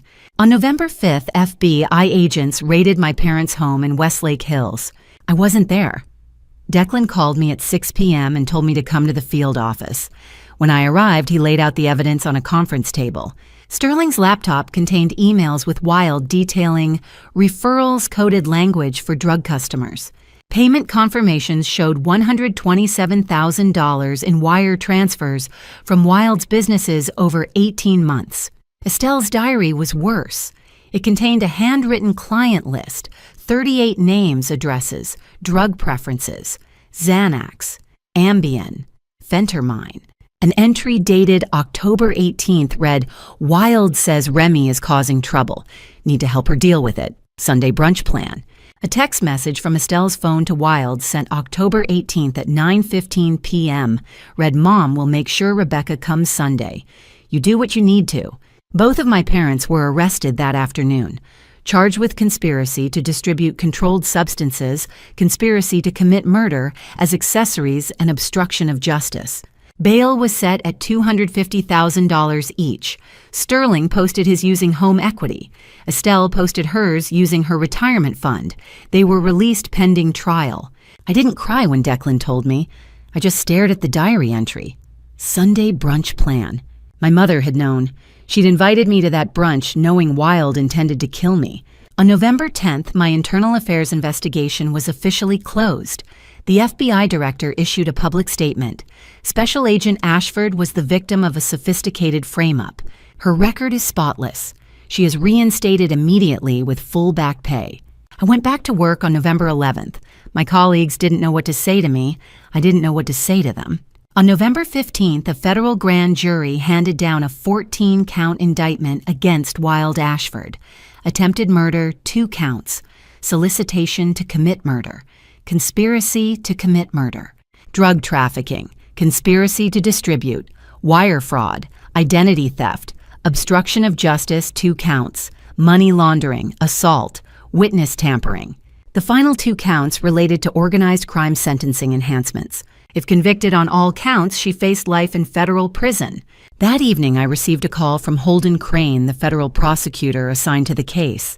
He was 52, stern-voiced, with 30 years of trial experience. Agent Ashford? He said, "We have the strongest case I've seen in 20 years. Body camera footage, a recorded confession, digital forensics linking your sister to every crime, eyewitness testimony from 2 co-conspirators. But I need you on the stand. I need the jury to hear from you directly. Are you ready?" I stood at my apartment window looking out over the Austin skyline. The city lights stretched to the horizon, bright and indifferent. "I've spent 12 years putting criminals in prison," I said quietly. "Now I'm about to do it to my own sister. Am I ready?" I closed my eyes. I have to be. December 9th.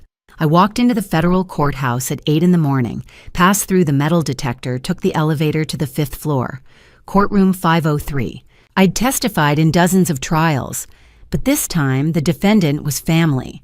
The courtroom was wood-paneled and austere with high ceilings and rows of benches.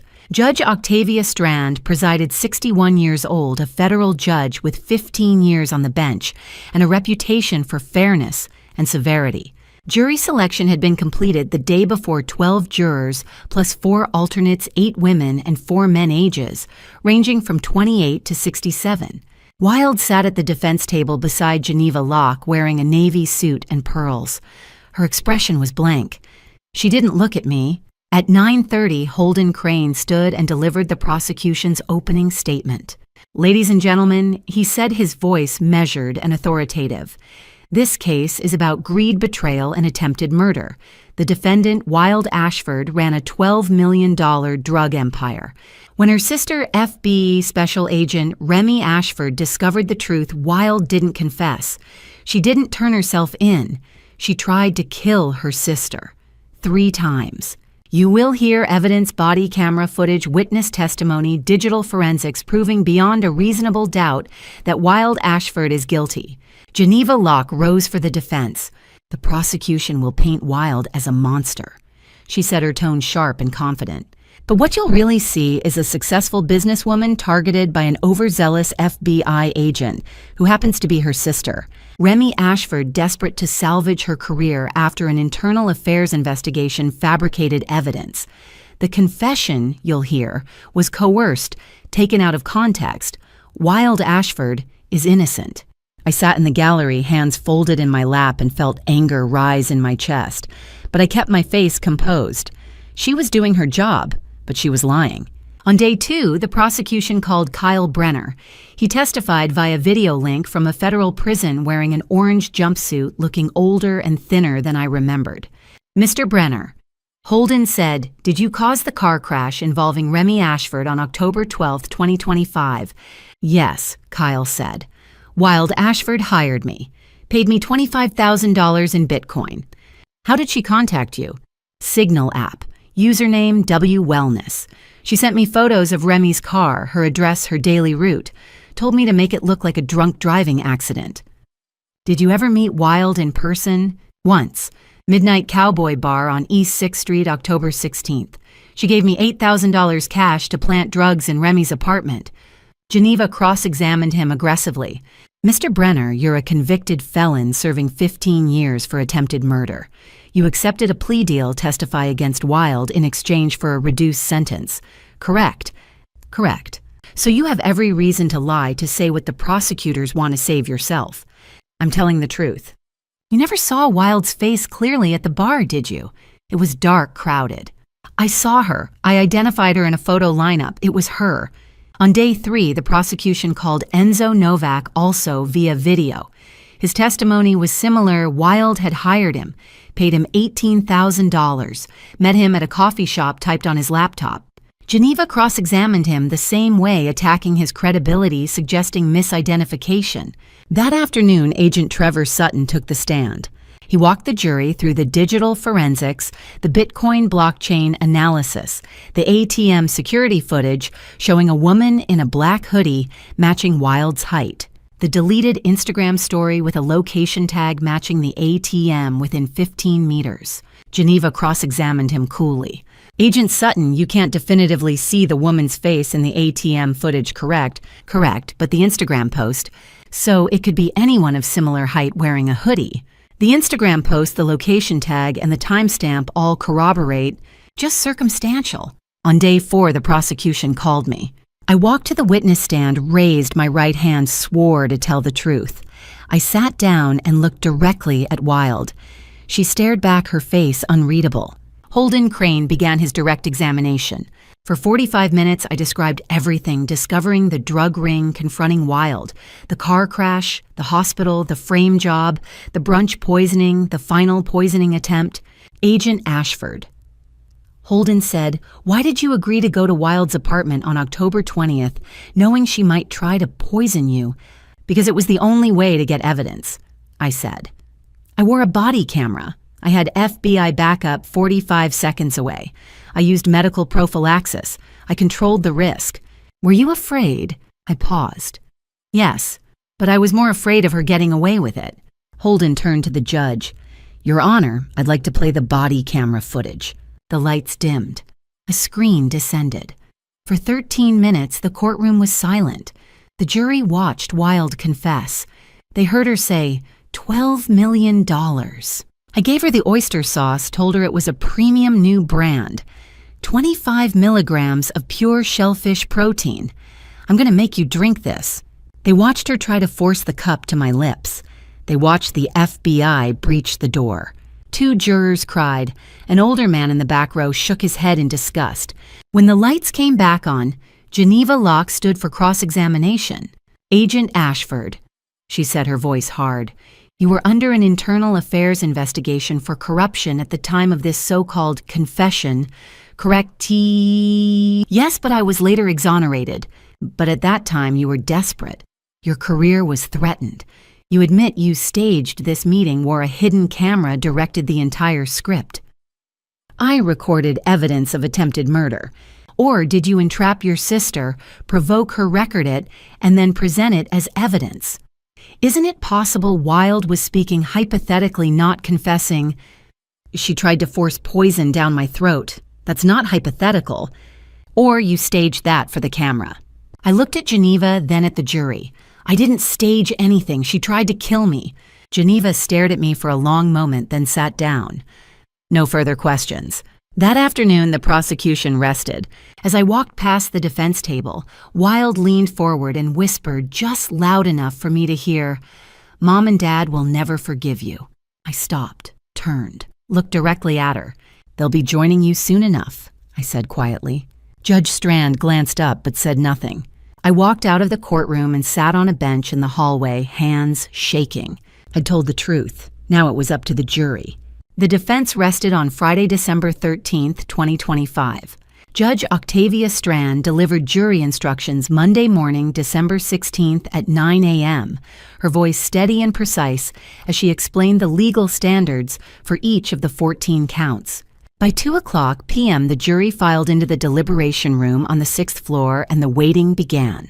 I sat in the courthouse hallway outside courtroom 503, a styrofoam cup of burnt coffee growing cold in my hands. Declan sat beside me in silence, occasionally checking his phone for updates that never came. The hours crawled. Monday evening turned into Tuesday morning. Tuesday afternoon bled into Wednesday. 41 hours. The length of deliberation did not signal a hung jury. It meant the jurors were thorough, weighing every piece of evidence, every witness statement, every frame of that 13-minute body cam video. Defense summary. What the jury considered. Wilde had not testified. Geneva Locke advised against it. The risk was too great. One slip under cross-examination, one contradiction caught on tape, and the case would collapse entirely. Instead, the defense called 3 witnesses in a last-ditch effort to create reasonable doubt. First came a character witness, a college friend of Wilde's, who painted her as kind, generous, always the first to help. Under Holden Crane's cross-examination, the friend admitted she had not seen Wilde in over 2 years and knew nothing about her business activities. Next, a technology expert argued that body cam footage could be edited or manipulated. The FBI's digital forensics specialist, Agent Trevor Sutton, returned to the stand and demolished the claim with metadata analysis, showing no alterations, no cuts, no timestamp gaps. The video was authentic. Finally, a pharmacist testified that oyster sauce was a common culinary ingredient and contamination could have been accidental. Holden Crane asked a single question on cross, "Doctor, can you explain why the defendant confessed on video to serving 25 milligrams of pure shellfish extract with intent to kill?" The pharmacist stammered and had no answer. Geneva Locke's closing argument was passionate but hollow. She urged the jury to consider the rush to judgment, the overreach of federal power, the lack of direct evidence linking Wilde to the crimes. But the evidence was not circumstantial. It was overwhelming. The body cam video alone was enough to convict. The verdict, December 18th, 2025, 7:00 p.m. At 7:00 p.m. Wednesday evening, the bailiff knocked on the witness room door. "Jury has a verdict." My heart hammered against my ribs. Declan stood, offered his hand, and I took it. We walked back into courtroom 503. The room was packed. Reporters filled the back rows, FBI colleagues sat in the middle, and my parents Sterling and Estelle occupied seats directly behind the defense table. They had attended every day of trial, glaring at me from across the aisle, their silent loyalty to Wilde, a knife in my chest. Judge Strand entered at 8:30 p.m. Evening sessions were rare, but she wanted closure. She asked, "Has the jury reached a verdict?" The foreperson, a 52-year-old accountant with graying hair and steady eyes, stood. "Yes, Your Honor." The clerk handed her a stack of verdict forms. She began to read. Count 1, attempted murder. By vehicular assault, we find the defendant guilty. My breath caught. Count 2, attempted murder. By poisoning, we find the defendant guilty. Wilde's face drained of color. Count 3, solicitation of murder, guilty. Count 4, conspiracy to commit murder, guilty. Count 5, drug trafficking under 21 U.S.C. section 841, guilty. Count 6, conspiracy to distribute controlled substances under 21 U.S.C. section 846, guilty. Count 7, wire fraud, guilty. Count 8, identity theft, guilty. Count 9, obstruction of justice by planting evidence, guilty. Count 10, obstruction of justice by creating false emails, guilty. Count 11, money laundering, guilty. Count 12, assault with intent to kill, guilty. Count 13, witness tampering, guilty. Count 14, violation of the Racketeer Influenced and Corrupt Organizations Act, guilty. 14 counts, 14 guilty verdicts. Wilde collapsed forward, her forehead hitting the defense table. Geneva Locke placed a hand on her shoulder. For the first time in the entire trial, Wilde began to cry deep, shaking sobs that echoed in the silent courtroom. I felt tears stream down my own face, but I did not wipe them away. Relief, grief, vindication, loss. All of it at once, a tangled knot I could not unravel. Declan squeezed my hand so hard it hurt. Behind me, Estelle wailed. Sterling shouted, "This is a farce! You're destroying an innocent woman!" Judge Strand's gavel cracked like a gunshot. "Mr. Ashford, one more outburst and you will be held in contempt." Sterling sat down, fists clenched, jaw tight. Judge Strand thanked the jury and scheduled sentencing for Friday, December 20th at 10 a.m. Sentencing hearing, December 20th, 2025, 10 a.m. 2 days later, the courtroom filled again. This time, there was no suspense, only the weight of consequence. Holden Crane stood and presented the government's sentencing memorandum. He cited the federal sentencing guidelines, the scale of Wilde's $12 million drug empire, the calculated violence she orchestrated, and the betrayal of her own sister, a federal agent. He recommended the maximum sentence, life imprisonment. Geneva Locke countered with a plea for leniency. Wilde was a first-time offender, she argued, with no prior criminal record. She was young, capable of rehabilitation, and deserved a second chance. She requested the statutory minimum of 10 years. Judge Strand turned to me. "Agent Ashford, would you like to make a victim impact statement?" I stood. My hands shook as I unfolded the paper I had prepared. My voice was steady, but barely. "Your Honor, Wilde Ashford is my sister. I loved her. I grew up idolizing her. When I discovered her crimes, I gave her a chance to turn herself in. She responded by trying to kill me 3 times. She hired a hitman to ram my car. I nearly died. She framed me for crimes I did not commit. I lost my career temporarily. She poisoned me twice. The second time she tried to force the toxin down my throat while I begged her to stop.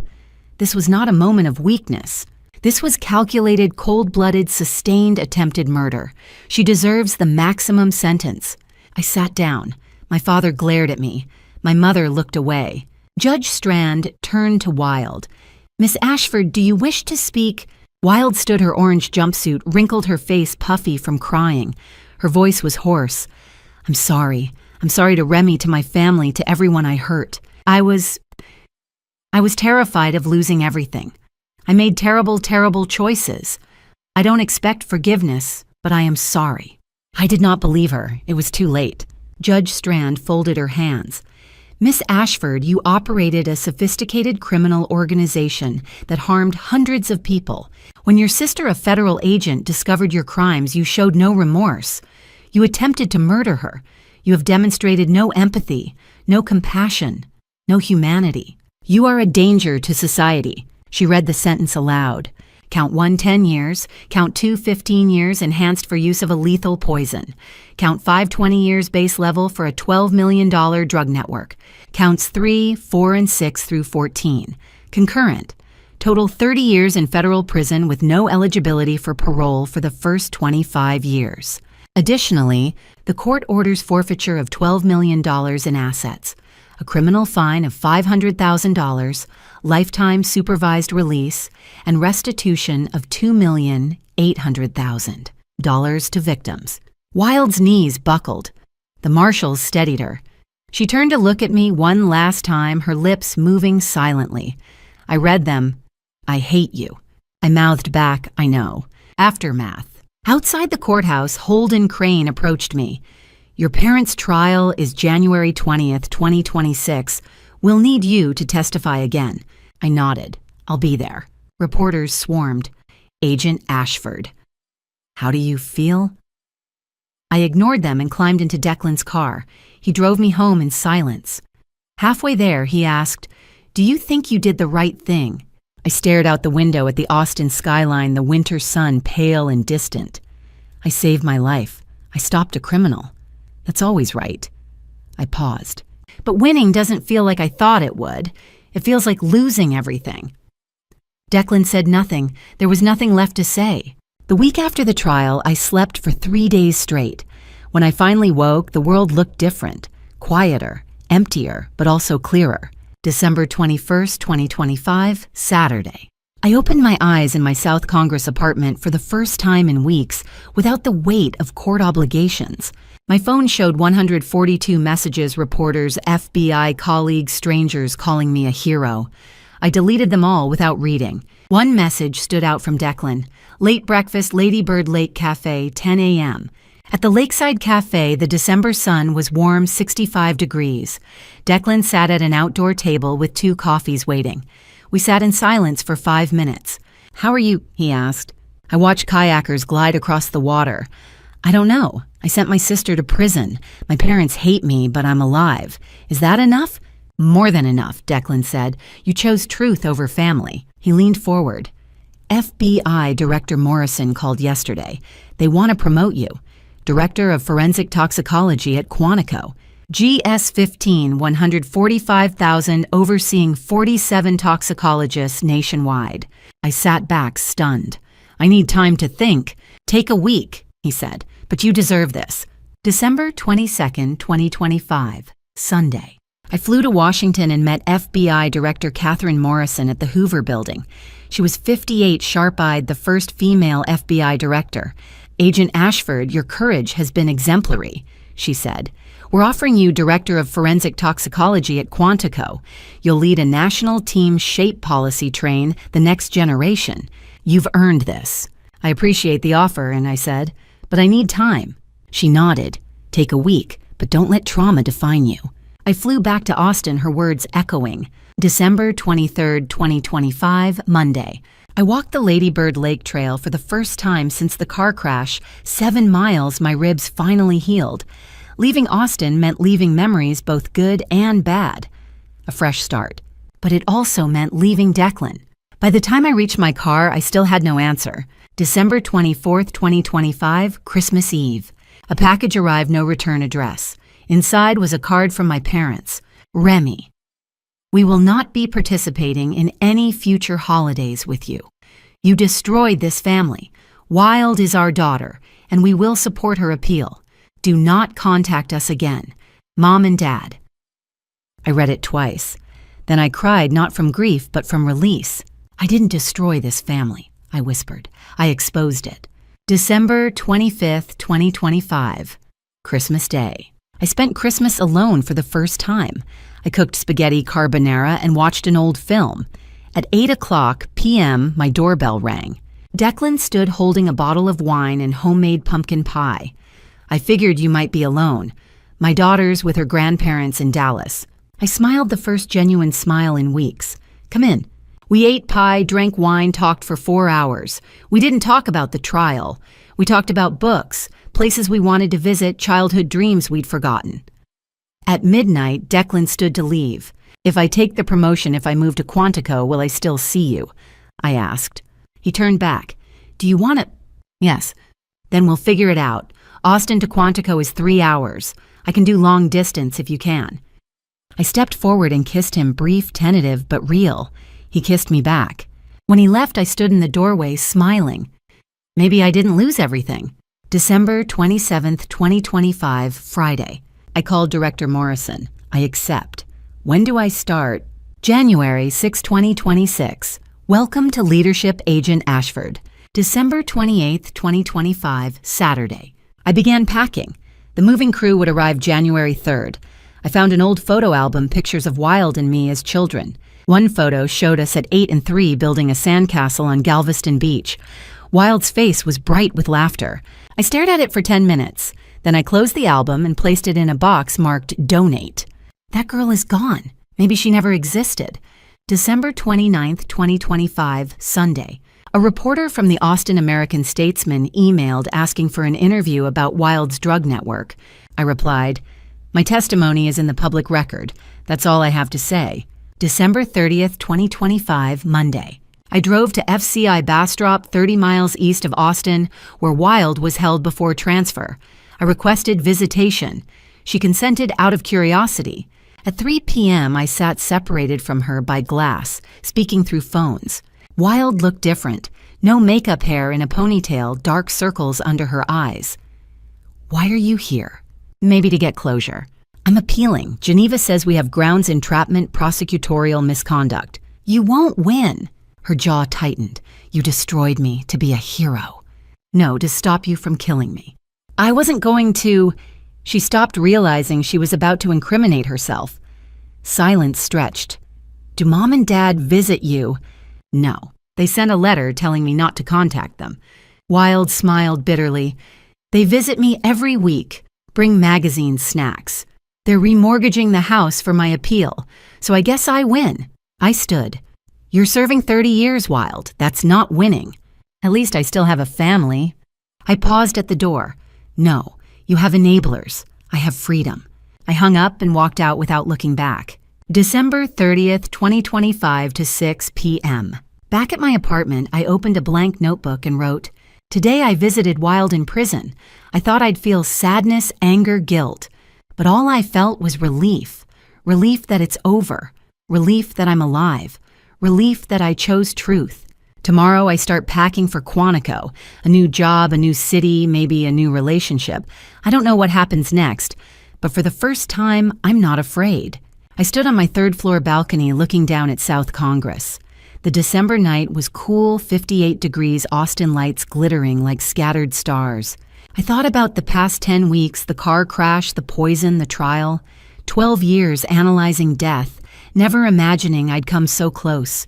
I thought about Wild in her cell, my parents choosing loyalty over justice. Then I stopped thinking. I inhaled deeply, cold air, filling my lungs, ribs, no longer aching. Tomorrow I would leave Austin. Tomorrow I would begin again. And to you, listening to this story, remember this: I thought I could save my family by exposing the truth. I was wrong.